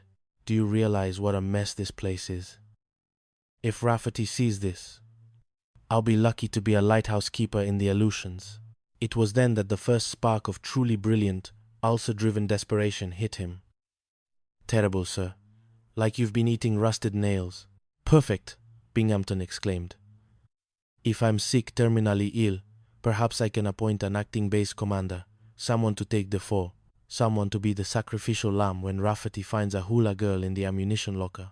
Brilliant, sire." "No," Binghamton sneered, a wicked glint in his eye. "McHale. We'll put McHale and his cutthroats in charge. They'll run wild, destroy the base, and do it all right in front of the Admiral. I'll be safely tucked in a hospital bed." Looking like a martyr, he began to collapse theatrically onto his couch. "I'm sick, Carpenter. Call the medic. I'm paying." "Oh, I'm going to pay." "Sir, you didn't say to catch you," Carpenter cried as the captain hit the floor with a dull thud. Chapter 2. The Acting Commander and the Hula Orgy. Commander Quinton McHale entered the hospital ward with the relaxed gait of a man who didn't have a care in the world, followed by the ever-stumbling ensign Charles Parker. They found Binghamton propped up on pillows, looking remarkably like a man who had just swallowed a live crab. "Oh, McHale," Binghamton wheezed, his voice a pathetic rasp. "I'm in bad shape. The doctors, they don't know. It might be tropical madness. It might be the end." "Gee, Captain, that's tough," McHale said, his eyes twinkling with suspicion. "Maybe you just need some of the boys' special homegrown pineapple juice? Clears the pipes right out." "No," Binghamton barked, then quickly reverted to a whimper. "No, I have to appoint an acting commander. Someone brave. Someone with salt water in his veins. McHale, it has to be you." McHale blinked. "Me? Behind a desk?" "Captain, I'm a saltwater skipper. I'd be no good at paperwork." "I insist," Binghamton cried. "And I'm appointing Parker here as your acting executive officer." Parker's eyes lit up like Christmas morning. "Me? Executive officer? Oh boy. Did you hear that, Skipper? You won't regret this, Captain." "I know I won't," Binghamton muttered under his breath as they left. I really know I won't. Within 3 hours, the command center of Taratupa had transformed. Yeah, Chief, the sinks. Mikhail shouted into the receiver. Use some TNT. That'll clear the pipes. What? Garter belts? Yeah, send him to the nurses. Tell him to keep their spirits up. Parker was frantically trying to manage the chaos. Skip. The Seabees are building an airstrip in the middle of the rifle range, and the radars picked up a sub. But the boys want to know if they can throw a party first. Full speed ahead on the party, Mikhail roared. Tell the boys it's an order. Outside, the base turned into what Binghamton, peering through binoculars from his hospital window, joyfully described as a Roman orgy. Hula girls appeared from nowhere. Hula girls appeared from nowhere. The smell of roasting pig wafted through the air. The men of PT-73 were running a gambling ring under the palm trees. It's working, Elroy, Binghamton cackled. Rafferty's plane is touching down. Mikhail is as good as dead. Admiral Iron Pants Rafferty stepped off his plane and was immediately greeted by Ensign Parker, who was wearing a floral lei over his uniform. Welcome to Taratupa, sir. Parker saluted, accidentally hitting himself in the eye. Acting Executive Officer Parker at your command. Welcome to the island of, Joy? Rafferty looked at the lei. He looked at the hula dancers in the background. He looked at Makale, who was currently teaching a native chief how to play poker. Mikhail, Rafferty growled, his voice like grinding stones. What the devil is going on here? Oh, Admiral, welcome. Mikhail grinned, unfazed. We're just building morale, sir. Deep sea morale. The inspection was a disaster. Or rather, it was a disaster for Binghamton. Every time the captain tried to point out a flaw, Mikhail had a ready excuse. When they found the hula girls hidden in the air raid shelter, Mikhail claimed they were civil defense volunteers practicing camouflage. When Binghamton, in a fit of rage, tried to drag the Admiral to the laundry shack to find evidence of booze, they found the crew holding a fire drill with suspicious-smelling buckets of water. In the end, Rafferty turned to a trembling Binghamton. Binghamton, you're the one who looks sick, hallucinating hula girls in closets, screaming about garter belts. I think you've been in the sun too long. Mikhail, carry on. You've got a lively command here. As Rafferty's plane took off, Binghamton stood on the tarmac, clutching his head. Why me? He wailed. Why is it always me? Chapter 3. The Sultan and the Scimitar. A few weeks later, the sting of the Rafferty debacle had faded into a dull throb in Binghamton's side. But a new opportunity for glory and potential disaster arrived in the form of a diplomatic mission. A Sultan, sir? Carpenter asked, looking at the decrypted cable. The Sultan of Mirani. Binghamton beamed. And his 3 daughters, the princesses. The Admiral wants us to go all out. If we impress the Sultan, and I've ordered Mikhail and his riffraff out on a recon mission to Aku Aku. It's a deserted strip of nothing. That'll keep them away from the royal family. Of course, the universe had other plans. The Sultan's plane developed engine trouble and was forced down near the island of Samura, right in the path of PT-73. For Kameto, Mikhail and his crew rescued the royal party, but not without the usual friction. Wowie, wow, wow, wow, Gruber exclaimed, staring at the princesses. They're built like torpedoes. The Sultan, a man of immense dignity and a very long scimitar, glared at them. The next man who dares to debase the dignity of the princesses will answer to me. Oh, no debasing here, your highness. Makale said quickly. Just naval appreciation. Welcome aboard. By the time they reached the main base, the Sultan was charmed by Makale, mostly because Makale let him steer the PT boat. Binghamton was forced to invite Makale to the royal dinner, much to his chagrin. The dinner was a comedy of errors. Parker, trying to be diplomatic, accidentally insulted the Sultan's homeland by comparing it to a chicken farm. Meanwhile, back at the boat, Virgil had managed to sneak one of the princesses, Siri, out for a secret date. When the Sultan asked to see his daughters dance, a crisis erupted. Siri was missing. Parker, in a desperate attempt to save the mission, put on a veil and a grass skirt, attempting to pass himself off as the third princess. "Is it just me?" Binghamton whispered to the Sultan as the princesses danced. "Or does your youngest daughter have very hairy legs and a 5 o'clock shadow?" "That is a sacred birthmark of our people," the Sultan declared, though he looked suspicious. The ruse collapsed when Binghamton, convinced that one of the dancers was an imposter, specifically a member of Mikhail's crew, lunged forward and ripped off Parker's veil. "Aha! I knew it! You phony Balinese bunny!" Binghamton screamed. The Sultan rose in fury. "You have laid hands upon a royal personage, or a personage pretending to be royal. This is an outrage. I shall raid your Washington." Binghamton spent the next week in the hospital, not because he was sick, but because the Sultan had chased him around the base with a scimitar for 3 hours. Chapter 4. The Laughing Gas and the Fitness Board. If there was one thing Binghamton hated more than Mikhail, it was Ensign Parker. To Binghamton, Parker was a walking, talking insurance claim. He decided it was time to rid the Navy of the blundering boob once and for all. "A fitness board, sir?" Carpenter asked.